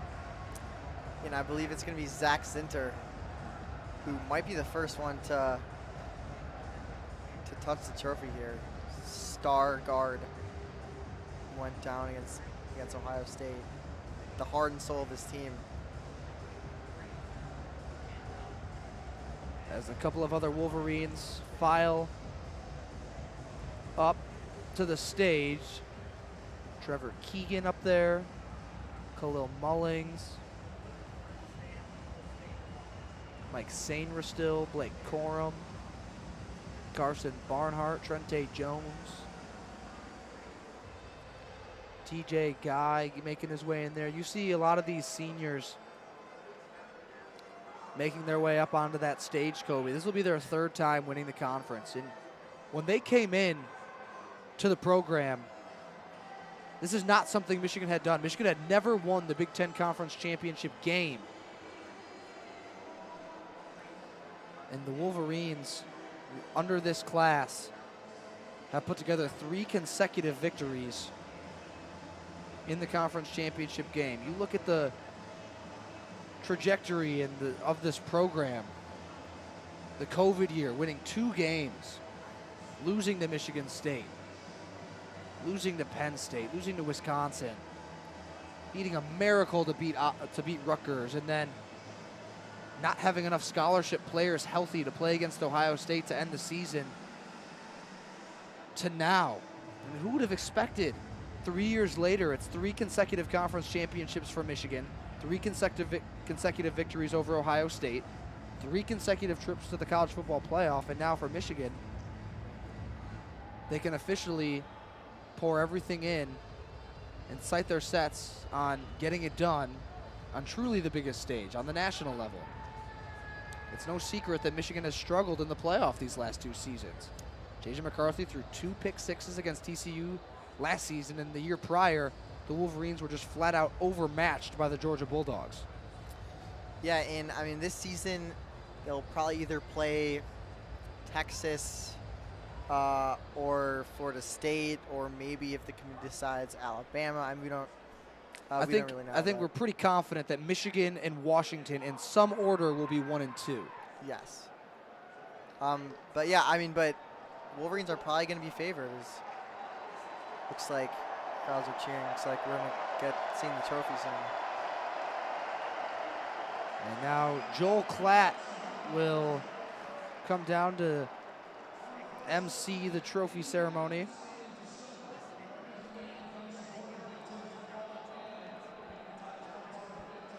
This is a real treat, Coby, to get to be here and watch this go down.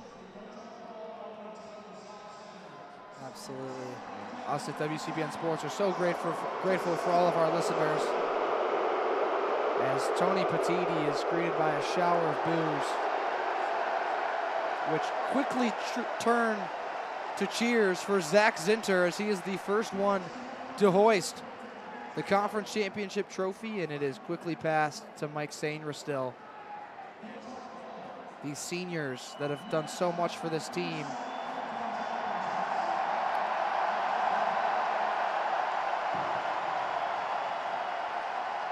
Coach Harbaugh with a one-word answer for Joel Klatt.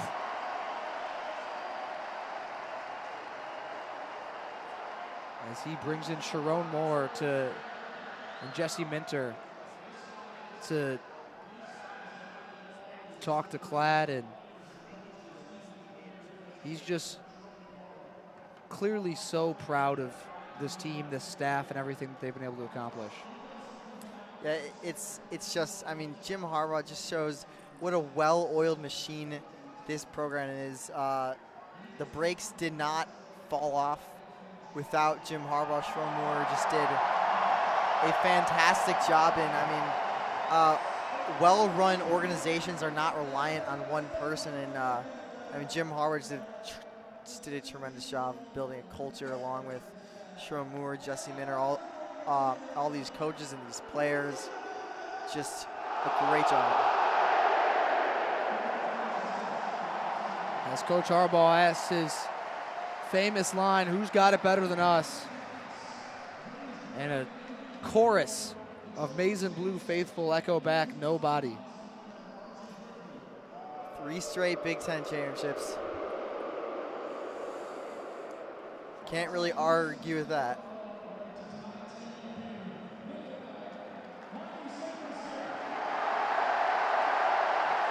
As Mike Sainristil is awarded the MVP for the conference championship game, and rightfully so. The Grange Griffin MVP award to Mikey Sainristil. 2 forced fumbles, has been so instrumental all season for this football team. Could not go to a more deserving player. And just the heart and I mean, there are so many heart and souls of the team, but definitely the heart and soul of the defense. Defensive captain might have gotten the loudest cheer at senior day at the big house. Just converted receiver just 3 years ago. I mean, just he's just been so fantastic the last 2 seasons, and some NFL team is going to be extremely lucky to draft him. And Coby, any closing thoughts as we wind down our coverage here from Indianapolis, as Michigan's been awarded the conference championship trophy and Mike Sainristil has been named our MVP? I mean, 3 straight Big Ten championships. I think this Michigan team, they'll soak it in, but they've got a month to prepare for the playoff, and I know this team wants to win the national championship, and they absolutely think they can. And yeah, so I expect in the press conference they're going to be very happy, but they will recognize that their ultimate goal is a national championship. As the confetti rains down over the Wolverines, that'll do it for our coverage here from Indianapolis. Your Michigan Wolverines, the champions of the Big Ten. For myself, Kelin Flynn, my partner on the second half, Coby Segal. On the first half, Alex Miller and Kendall Spencer. We'll leave you, as we always do, with a good night and go blue. See you for our coverage of the college football playoff come January 1st. Good night.